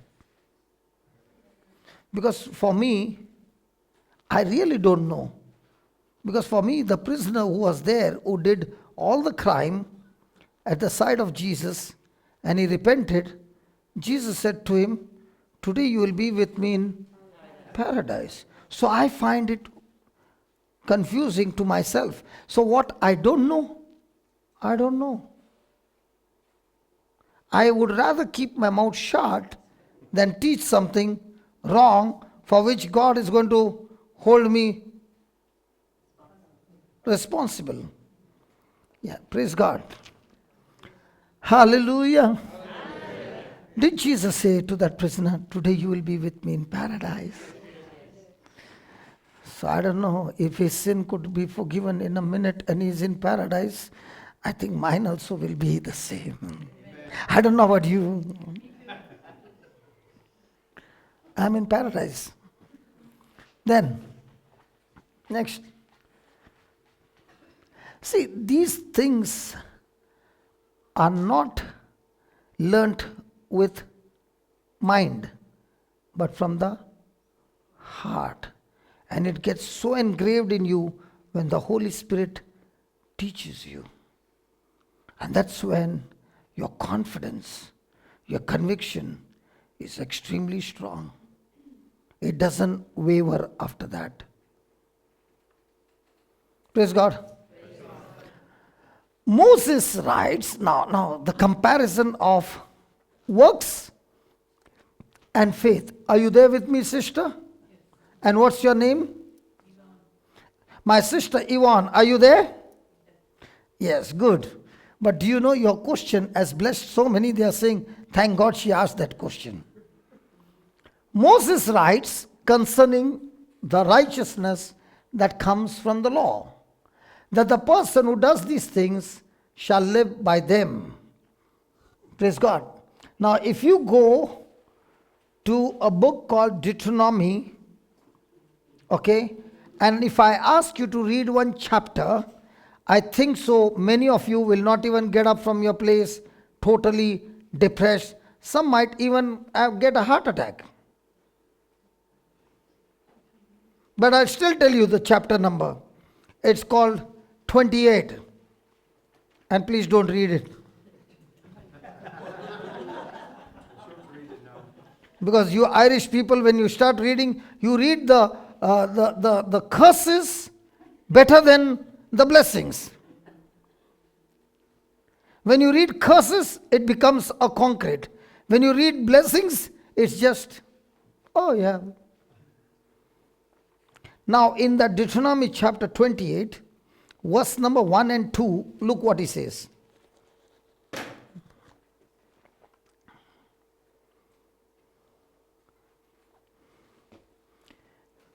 If you will only obey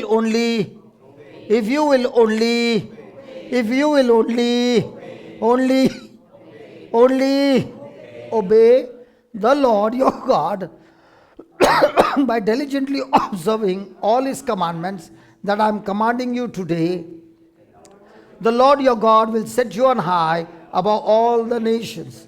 All these blessings shall come upon you and overtake you if you. Now, I want you to look at the verse number 2. Read it correctly, all of you.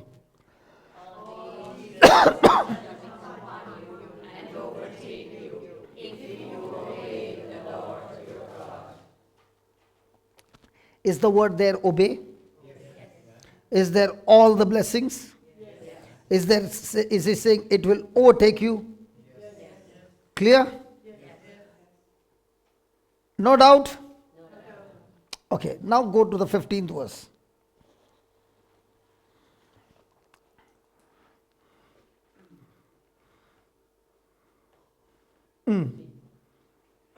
Read.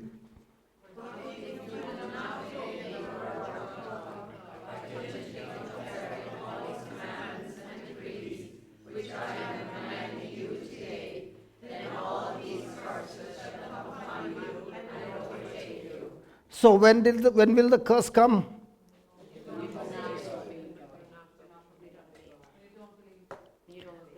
Okay. This was which verse? 15. So 1 to 14 was blessing. Now just go to the end of the chapter. Let's see how many are there. And please don't read this, huh? I promise you, if you read this, you'll have sleepless nights. They are extreme dangers. Now when I said don't read, no, now I want to read to see what is there. One of the best way to tell people how to read is don't read. How many? 68. Now, this is what God said to Moses, and this is the law of Moses. Okay? Now, in the New Testament, Jesus came. In the New Testament, how does a person get blessed? Yvonne, are you a person of the New Testament, Old Testament? New Testament. So, how do you get blessed? By your obedience, isn't it? Yvonne, is it? By your obedience. Absolutely wrong.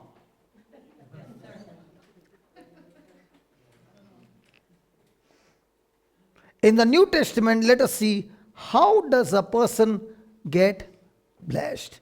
Ephesians 1:3.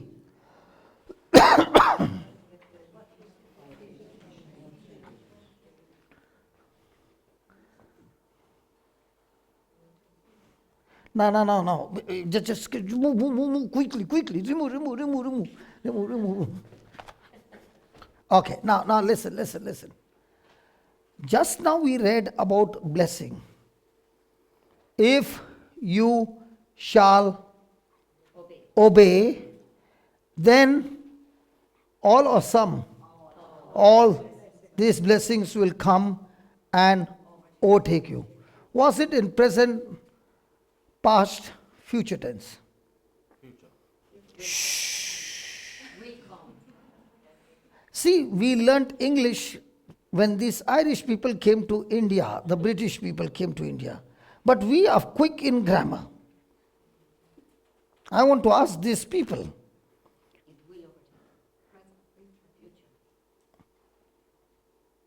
Past tense, present tense, future tense. Jesus, I never knew I would one day go to Ireland and teach the people English.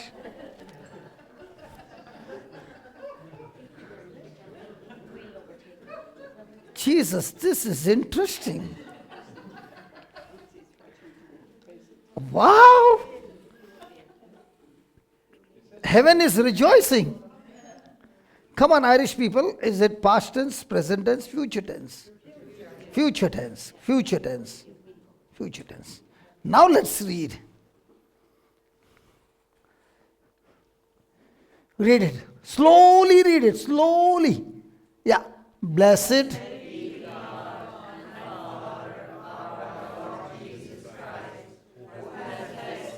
Pause. Who? What? No. Is it past tense, present tense, future tense?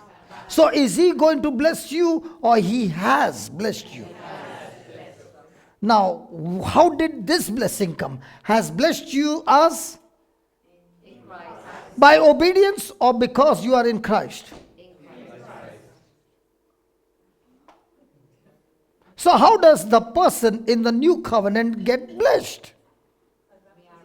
The moment he made Jesus the Lord of his life, by default, God has blessed him even before he can start any work. Except the family tree remains.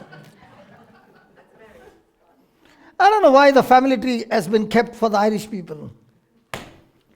Has blessed us in Christ with, except the family tree. Praise God. So in the New Testament, how does a person get blessed? By works, by belief.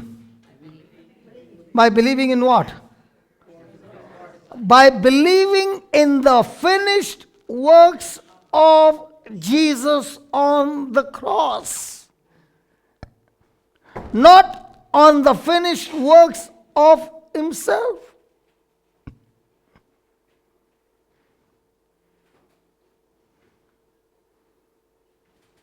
If a person is thinking, I will get the power of God if I pray more, it's your works. I will get more blessed by fasting, again works. Because in God's kingdom, it's not by your works you are qualified, it is by your believing you are qualified. Is that clear? So, do you want somebody to come and bless you?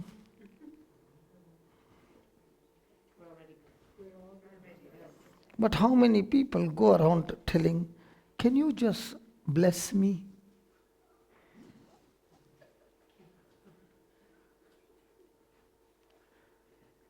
Hot water, coming cold water. Hot water tap. You have been blessed in Christ Jesus. When you open the tap, nothing coming. So I'm not blessed. Are you understanding? You want? Yeah, but I think it's a privilege to get a blessing from a priest. Did I say no? I understand that Did I listen. Did I say no? But what is very important is whether others bless me or not. My Father has blessed me. If you want, you can curse me. But I've got news to tell you. I've got news to tell you. Just give me, brother. If anybody wants to curse me, go ahead and curse me. Genesis chapter 12, verse 1, 2, and 3. When somebody curses me, I really feel sorry for him.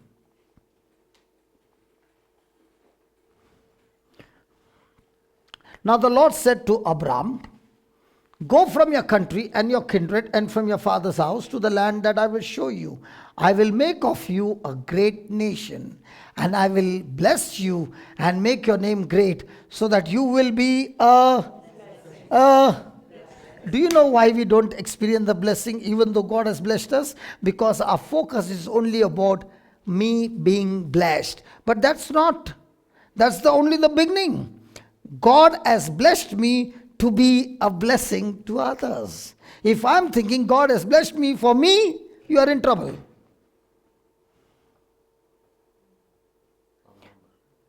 But when you understand that God has blessed me to be a blessing, now blessings are overflowing.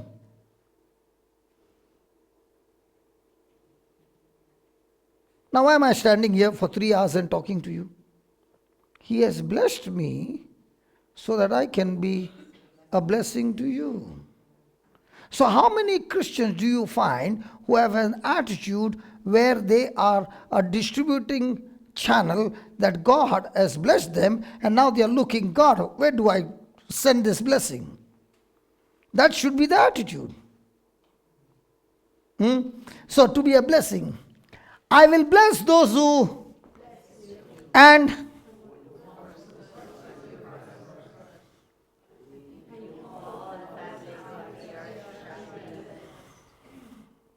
anybody wants to curse me now? Go ahead and curse me. Sometimes some people in the spiritual will threaten you and say, you come and destroy my works of these people, and you take them from the kingdom of darkness. You take them from my kingdom to Jesus. I'll finish you. I'll put a spell on you. I'll use my evil powers and kill you. Is it so? Do it. Because the Bible says, Anybody who... So before that curse can touch me, you are in trouble, my friend. When you know the truth, there is no fear. When you don't know the truth, there is fear. Because when we go to the African countries, there are so many witchcraft people. They are on the ground, trying to use spell for the storm to come, wind to come, rain to come, to spoil the meeting. Okay? You can see them. And yet their power does not work. Why? Because we believe in the scripture.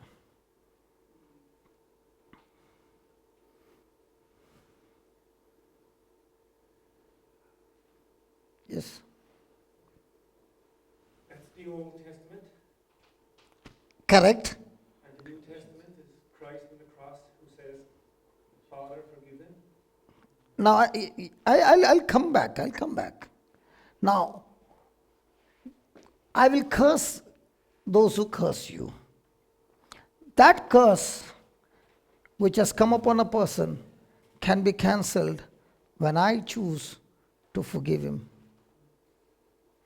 When I choose to pray for him. Because the Bible has a spiritual law.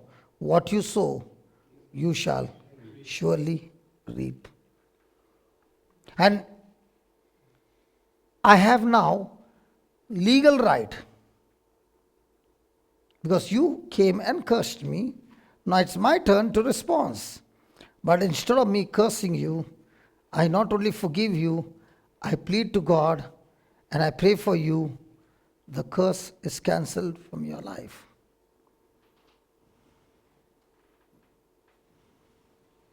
Now somebody will say, but isn't this the Old Testament? Come on. Yes. Now hasn't Jesus said to Abraham, whatever I have blessed you is for you and your descendants? Yes, yes. So am I a descendant of Abraham? He never came, his grandfather, neither Abraham came. Did Abraham come to India? No. So how come we became descendant of Abraham? Did Abraham come to Ireland? No. So no chance. You being the descendant of Abraham. But there is a scripture, Galatians 3:29. Galatians 3:29.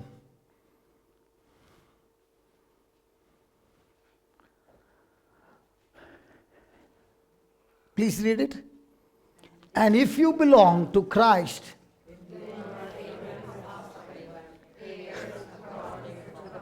except family tree,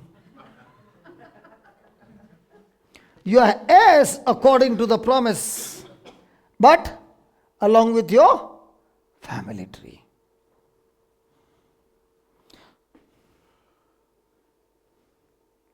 Thank you, Jesus. Is that clear? So family tree is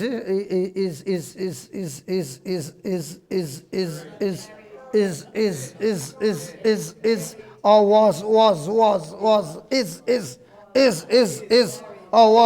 was or will be.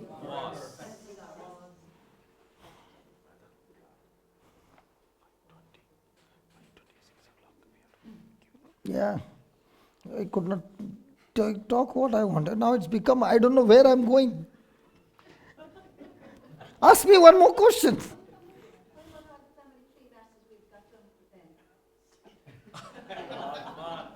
What? What did she say? What about all the masses being offered for the family tree?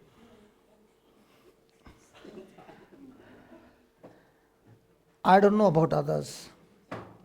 But when I was brought in my demonic state, the priest never said, what mass? He only said, body and blood of Jesus, I received and I got delivered.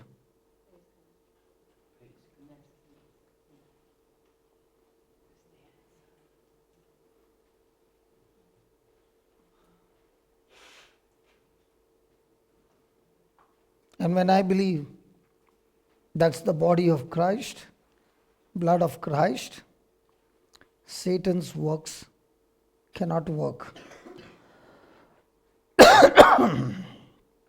Okay, just put from the slide. In order to tap into the power within our spirits, this is very important. Because there is power in our spirit, and now let us study how to use that power. Are you there? In order to tap into the power within our spirit, our thinking must. Now, is the power of God in us? Yes. The power to heal is in us? Yes. Now, for that power to be active, enforced, working, what is the demand? Our thinking must agree with the word of God. So now from 2 hours, what am I doing? What am I doing? I am showing you scriptures, and the scriptures are talking to you in your mind, and now it is your choice to say, Lord, I agree, or God, I don't agree with what is here, I agree with what somebody told me. Because whosoever you agree, that tap you start. You agreed to God's word, now life will flow into you in abundance. You agree to any other word, not from the source called the Bible, then all kind of poison will work for you. And that's what the Bible teaches us about Adam and Eve. There was only one source in the Garden of Eden, God. It was very good. Second source illegally landed in the Garden of Eden and gave them knowledge, gave them information. They decided to go and agree to the source called Satan. What happened? At once the goodness which was on got switched off, and what was in the kingdom of darkness started to, just fill this, started to operate, make it hotter, started to operate and destroy their life. Even today, the system is the same. Here is the word of God, information from here. And there are many other informations that you are receiving from other places. One is Mr. Google. Do you ask Mr. Google some questions? If you ask the map, there are no options. He will reach you to the place. But if you ask her, Google search engine, then she will speak lot of options. So in Google, there is a male and a female. When it is a map, it's a man. No options, straight to the point. If it's search engine, it's a lady giving you many options and saying, you choose.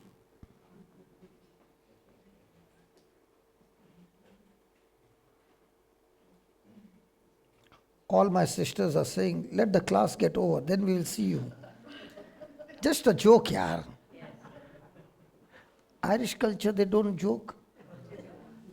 Pat? Not like this. I'm sorry. Okay. When the soul and the spirit are in sync, the spirit becomes the dominating force in a person's life.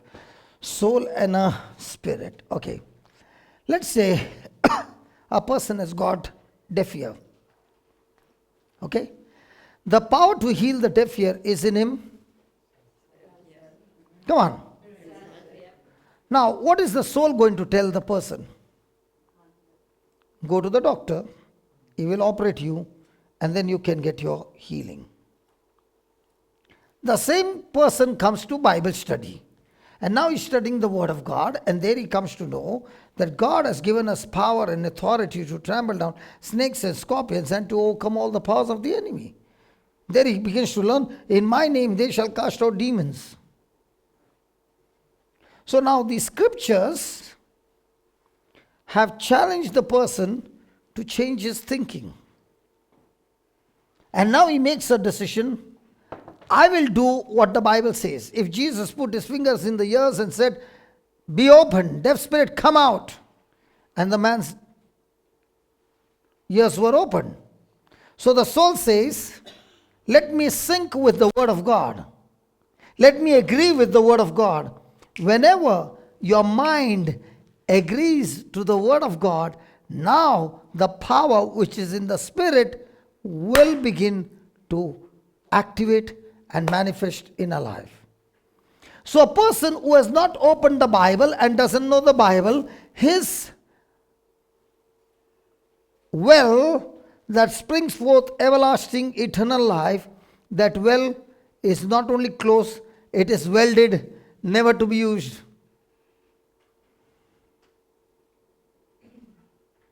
But the same person now comes for the Bible class, starts studying the word, starts believing the word, and starts teaching his mind that from now on, I have two choices. One, to believe what the circumstances say. Two, to believe what God's word says. The moment he says, I'm going to believe what God's word says, the power of God begins to manifest.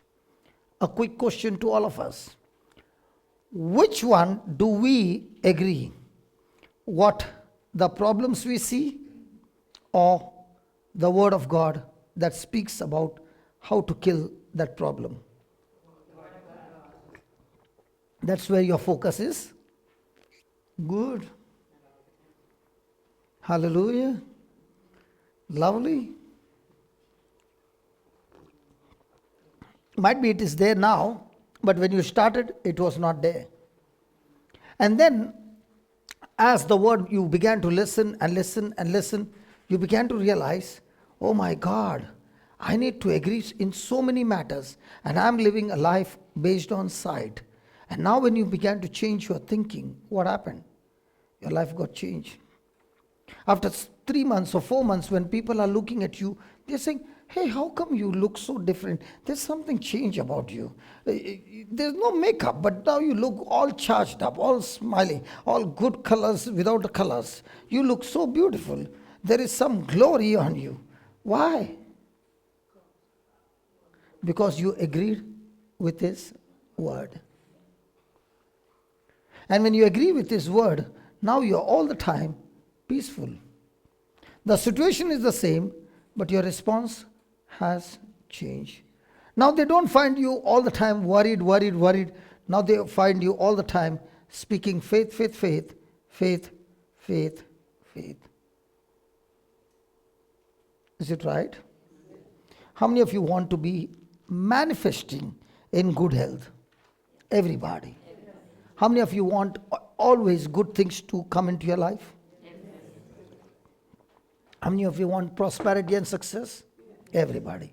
Now let us see who are these people who are Christians who will experience that, and who are these Christians who will never ever experience in their whole life. 3 John verse 2.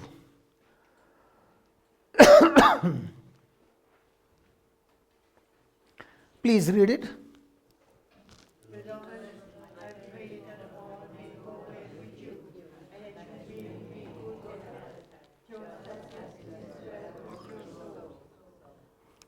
Okay, now listen, watch that. I'm going to read it, but I'm going to read it reverse.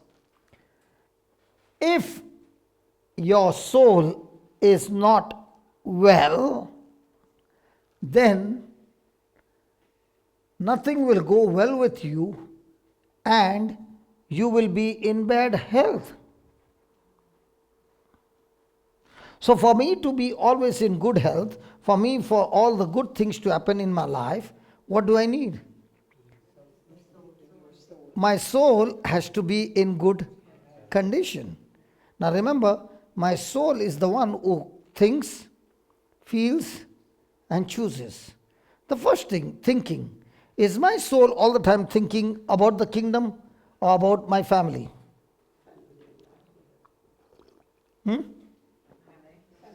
Hello, Irish people? Yeah. But a soul which is healthy is a one who is all the time thinking about the kingdom. How he can be a blessing in the kingdom. How he can teach his mind to agree to the things that God has promised in his word. How he refuses to focus on his problems. So now, is the soul healthy? Yes. Now, do I need to pray, God, let everything go well with me? No. The very moment your soul has begun to agree to God's word, the process has already begun.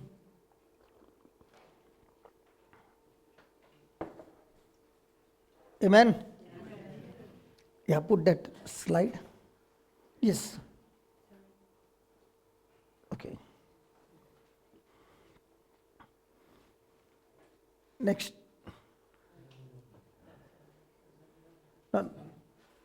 No. Okay. You started from beginning. Okay.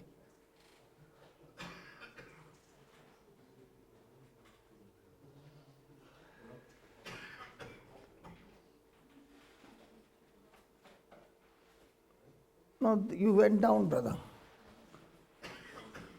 Yeah. This we finished. Yeah. This one. Okay. Please read it. When we allow ourselves to led by the soul and body, we detach. So what is the meaning of the word when we allow ourselves to be led by our soul? That means our emotions, our feelings, based on what he said, based on what I heard, what I saw. If that is how I make decisions, then I detach myself from the power of God that is in my spirit. Healing power and divine wisdom abides where? In my soul or in my spirit?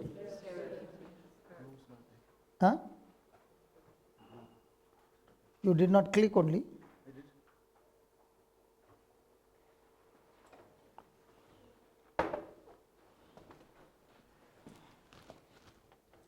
No, it didn't stop only.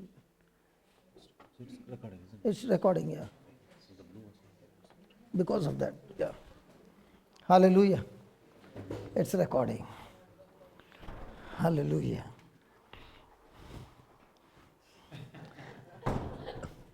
Because the point also was about family tree.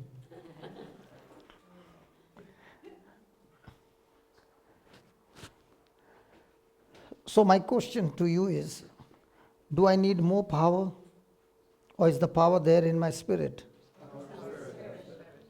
When will the power start getting active? When you renew your mind.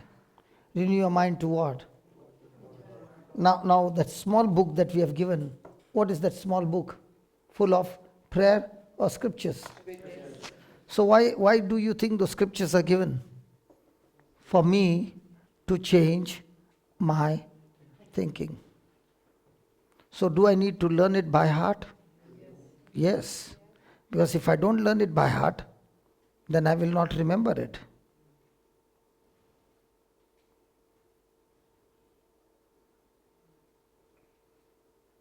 So in other words, the tap that you want to open so that the power of God will flow into your body and into your family and into your life is in that small book, Promises. But I never took labor or time to study it. Now what happens? The power is there. I don't use that power. And now I go around speaking to everybody of my pain, my sorrow, my depression, my suicidal things and all that, and still live a miserable life. Whereas I could have spent time with the scriptures, teachings, renew my mind and change my future.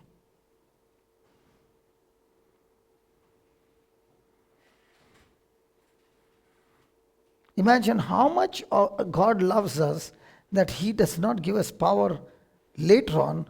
He has deposited the power in us that we can use that power day and night. And because it's a well, it's not a tank. In a tank, when the water gets over, it's over. But in the well, even if you have pumped the water out, the springs will once again bring water and fill the well. But if I have no time to renew my mind to the Word of God,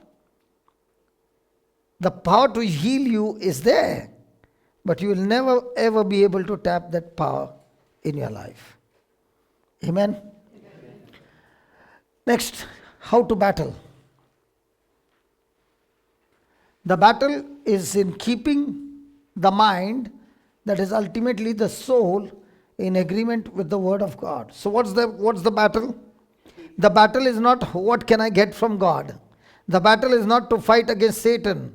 The battle is to fight against my own thoughts. Let me repeat that again. The battle is not for me to fight against Satan. God never told us to fight Satan. He sent His Son to fight Satan. So what are we fighting every day? We are fighting those thoughts that are coming against us in our mind. We are fighting against that knowledge that we learnt in this world for so many years, which contradicts to God's word, and now we have to put those knowledge and information to death. That's the battle. The battle is, do I believe things which are seen, or do I continue to believe what God has declared in His word, even though I can't see?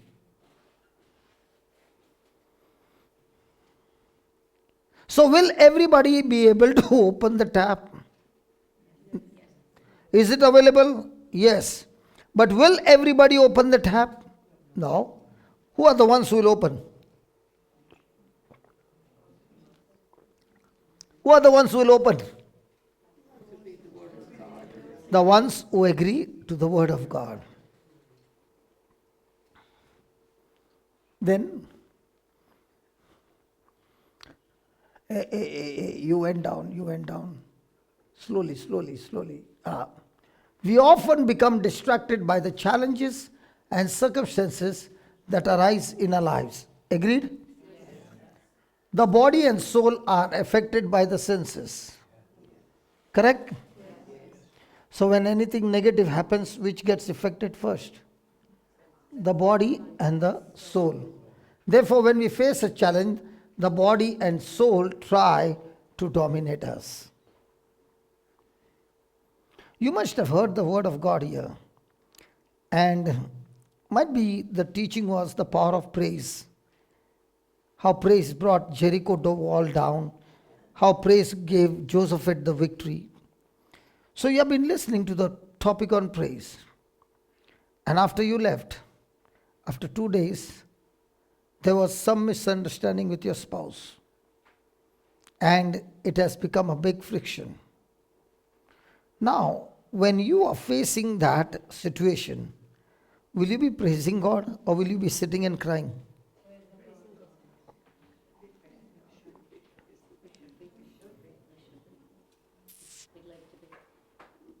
You would like to be praising God, but those negative emotions are not going to spare you. They are going to make you so impatient that you will go with those thoughts.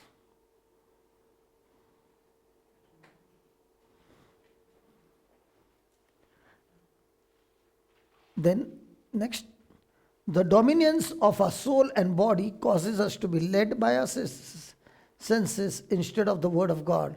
So God wants us to, please listen to this. God wants us to access the power in a born-again spirit so that the power within us can change our... So what is God's desire? That we dominate that power which is in us, and through that power we can change. Now we just came today from Which place? Little Kenny. Little Kenny. Letterkenny, okay. And there was this lady who was suffering for 40 years with different, she's in and out of the hospital. So when she understood the truth, she was so excited that, your body language. So I said, come here, tell me do you have any sickness? She said, I can name you a list of them. And she started. Then I said, do you have any pain? She said, from the time I am born, that's what I can remember, I have a pain over here continually that it doesn't leave me. So I said, okay. And we were led to the truth, the scriptures, and she was set free. The moment she was set free, I said, now with your healing, what are you going to do? She said, I'm going to praise God. I said, that's not what God wants you to do. Just praise God. Now you are supposed to be a blessing to others. So are you ready to be a blessing to others? She said, yeah. And I said, how many people did you pray over till today? Never. So I said, okay. I will call a person who has got celiac. Small disease called celiac. Who has not eaten wheat for 10 years. Is it small? No. She is saying no, because she suffered for 40 years. So, this lady, after learning, finished the prayer and she said, now you can go and eat biscuits. And we gave him biscuits to eat. This man loves biscuits. He went on and eating and eating and eating. And I said, what happened? Nothing. Then she said, my son, his leg has got dislocated. The ligaments are torn, 3 of them, and needs an operation urgently. So I said, can the Lord fix it up? She said, yes. When? When I agree to his word. So she made a prayer. And then I said to the son, I want you to run. And when he was running, at that time my brother Pat used to turn the camera. It used to get disconnected. So he has to run again. Second time disconnected. Run again. Third time got disconnected. Fourth time, the whole episode was recorded. I asked the mother, was he running like this? She said, forget about running. He could not walk. So when that happened, there came another man. His one leg was short by 2 inches. I asked her, have you ever made a leg grow? She said, never. Do you want to take this client? She said, yeah, I would love to. I said, do you believe? I said, I'm ready to believe anything with all that I'm seeing. So she made a prayer, and his legs grew in a matter of 2 minutes by 2 inches instantly. Hallelujah. Now all these things happened. I did not touch, I did not lay hand, but the power which was in her, she did not know the word of God and therefore suffered for 40 years. The moment she understood the word of God, the power inside of her killed that sickness completely and delivered her. So in you is the power that is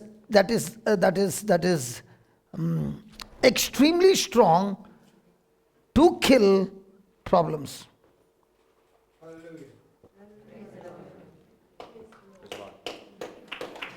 Time up. Okay, I've got just 5 minutes more. Is there anybody who needs a healing?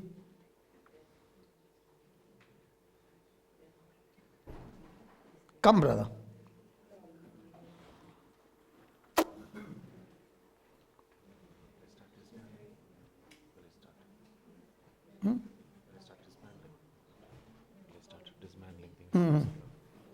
But let that be on. Yes, tell me. Just give me the mic. Just give me the mic. Yeah. What's happening? Tumor in my ear. Okay.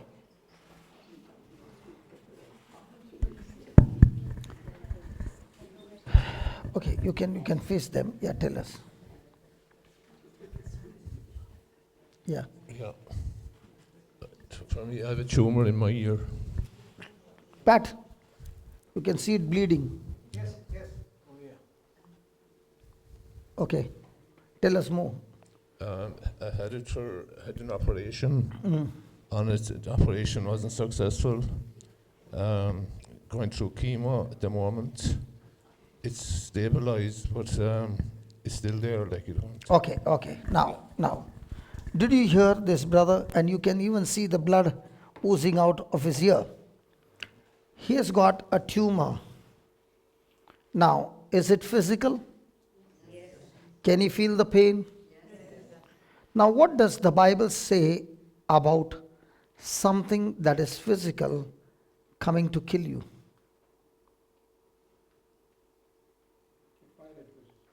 In Mark 16, Jesus says, if you believe in Jesus and are baptized, then you can cast out demons.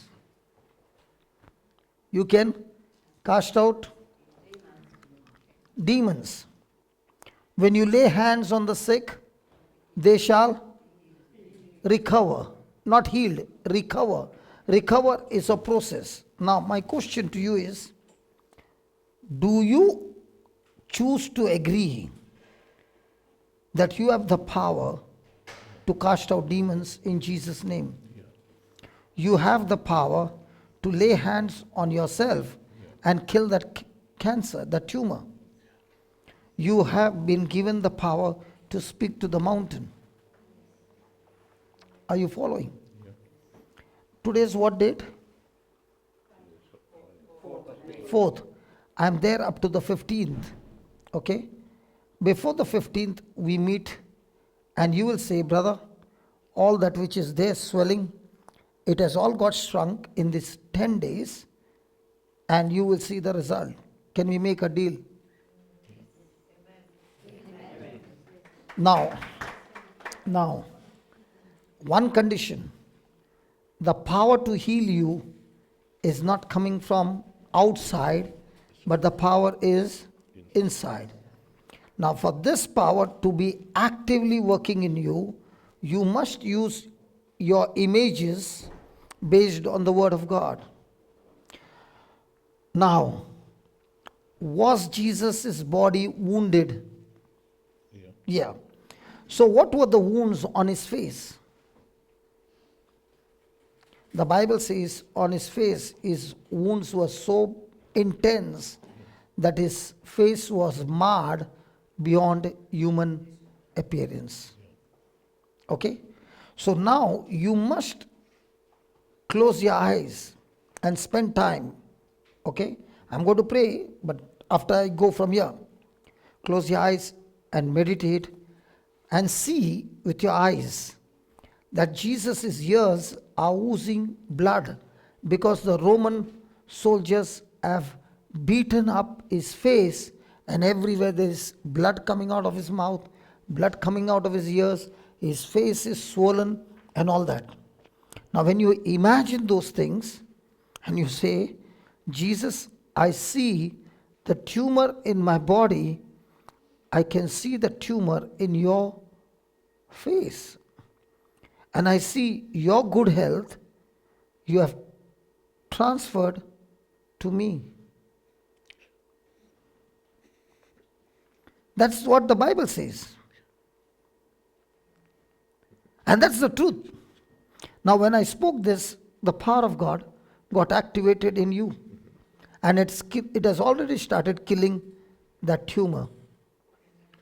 I said it has already started killing the tumor because now the tap has been opened by you. Second thing, don't believe that you will be healed, but believe that you already have been healed, and now the process is just going on. If you believe you will be healed, then you are disagreeing to God's word. Okay? So shall we pray? I want you to close your eyes, make images, and we will see the swelling go down right now. Father, in the name of Jesus, I thank you, I praise you. Lord, it is your word that abides in us, that reveals to us the truth, and the truth sets us free.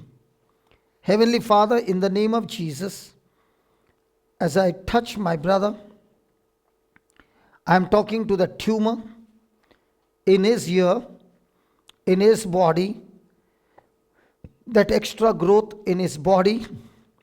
In the name of Jesus, as Jesus looked at the fig tree, I am looking at you with my eyes of faith, and I am talking to you. You, tumor, I curse you in the name of Jesus. You also say to the tumor, in the name of Jesus, I curse you. In the name of Jesus, I curse you. Like Jesus cursed the fig tree. Like Jesus cursed the fig tree. Fig tree. And it died from the root. So also, tumor, I see you dying right now from the root. In the name of Jesus. Lord Jesus, I thank you as this tumor is dead from the root. I thank you, Lord, that your Holy Spirit is reconstructing his face, reconstructing the tissues, the muscles, the tendons, the ligaments. Lord, reconstructing his whole face, right from the ear to the chin. And Lord, I thank you that his lips have become straight, that his voice has become straight, and everything has become straight, for you, Almighty God, are the mighty Creator. Thank you, Almighty God, in the name of Jesus. As this brother is looking at your face, there is a divine exchange that is taking place. Yes, the divine exchange by the power of the Holy Spirit. Lord, your spirit is an all-consuming fire. Let your spirit consume every work of Satan from his life. And Lord, I thank you that this brother will soak himself in the word of God day and night, day and night, day and night. And as he soaks himself in the word of God, not only his health is restored, but he is now a blessing to others. I thank you that all the pain has left him. I thank you that his face is restored. I thank you that you have given him the miracle of his life. I thank you and I praise you, mighty God, in Jesus' name. Amen. Now you can open your mouth and just check. Is there any pain? No pain. No pain, no. And it was very bad with the last few days. Yeah, tell us. I was having trouble opening my mouth with the last few days, but it's very good now at the moment. It is good. Yeah. Okay, I'll say a prayer again. It will open more. Okay. Yeah. Lord, whatever has been obstructing my brother from opening his mouth, in the name of Jesus, I command it to die now. And I speak in the name of Jesus. His bones, his jaws are recreated now, that is able to open it. Keep on opening. Thank you, Jesus. Open, open, open. Thank you, Jesus. Open your mouth. Open your mouth. Yeah, open. Still more. Still more. Close your eyes and open. Close your eyes. Concentrate. Yeah, it's opening. Yeah, it's opening. Still more. Still more. Let it open. Let it open. Let it open. Let it open. Thank you, Jesus. Thank you, Jesus. Thank you, Jesus. Thank you, Jesus. Now open. You did not open this before. How many fingers you can put in? One. And previously, how many you were putting? Just the one all the time, like, but it was very hard to get it open. Your teeth were jammed. It would Yeah. not open. Don't open. Now you can put one finger. One finger in, yeah. Praise, It's congratulations. very jammed to one side, this side. It was jammed. Yeah. Now it has opened. So the tumor has already started shrinking Oh, yeah. and dying. Can you see the symptom? Yeah. Yeah. Now your words are also clear. Say, Jesus, I love you. Jesus, I love you. I thank you. I thank you. I praise you. I praise you. By your wounds, By your wounds, I I have have been healed been healed. completely. Healed completely. Amen. Amen. Amen. Amen. Praise God.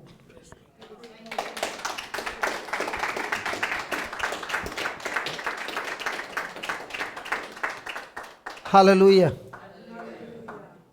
Yeah, one more, just last one more. Yeah, who's that?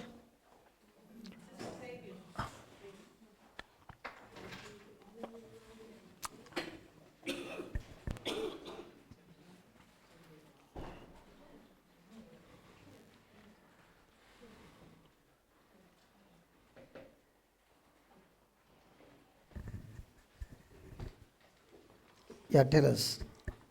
A dislocation of both hips and spirit, a double curvature of the spine. Brother Amal, this is interesting. Just listen what it is. We'll fix it up. Yeah.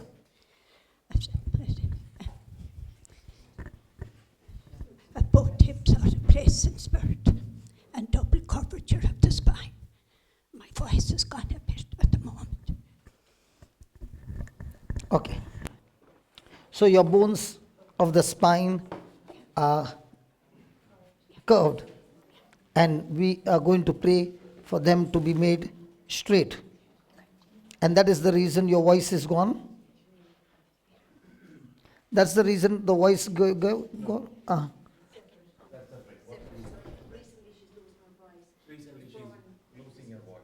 Okay. Close your eyes. We'll make a prayer. Heavenly Father, I thank you, I praise you. In the name of Jesus, your grace is flowing in abundance in this sister. Close your eyes, concentrate on every word. Lord, Jesus, you are in us, and you want every one of us to be healed, healthy, and strong, blessed to be a blessing to others.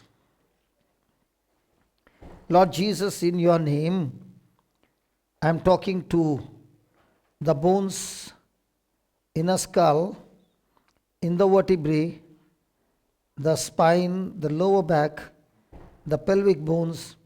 In the name of Jesus, I am talking to you. Be made straight now.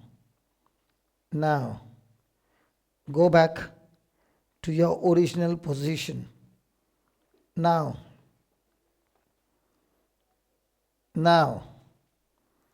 by the power of the Holy Spirit, now. Thank you. Thank you. Thank you, Jesus. Thank you, Jesus. And as this alignment is taking place, Lord, a complete recovery in the name of Jesus.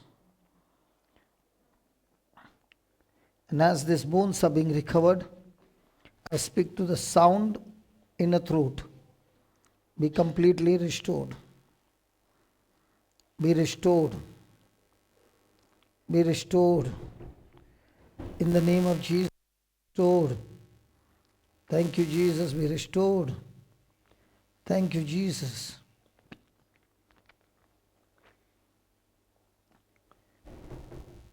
Hallelujah. Hallelujah. Praise God. Say this, praise the Lord. Sorry. Say it loudly. Praise the Lord. Praise the Lord. Throat be opened more louder in Jesus' name. Praise the Lord. Praise the Lord. Praise the Lord. Still more. Praise the Lord. Lord, I speak the throat to be opened completely. that she is able to speak without any interference, without any hindrance, loudly. Praise the Lord. Praise the Lord. Still loudly. Praise the Lord. Praise the Lord. Keep saying it's opening. Praise the Lord. Yeah. Praise the Lord. Praise the Lord. It's open. Come on. Praise the Lord. Come on. It's open. Praise the Lord. Very good. Come on. Praise the Lord. Very good. Open. Come on. Praise the Lord. Come on. Very good. Praise the Lord. Very good. Praise the Lord. Come on. Say it. Praise the Lord. It's open. Praise the Lord. Very good. Praise the Lord. Very good. Praise the Lord. Very good. Praise the Lord. Praise the Lord. Is there difference there? Is there difference there? Is there difference there?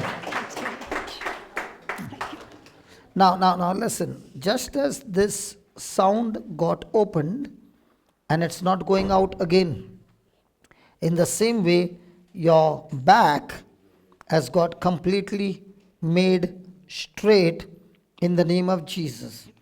Straight. Holy Spirit, thank you. Straight.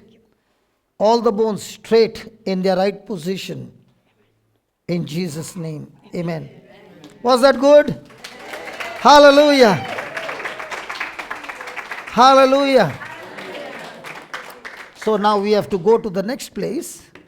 So just give me 5 minutes to set things and then I will be praying over you. Is that okay?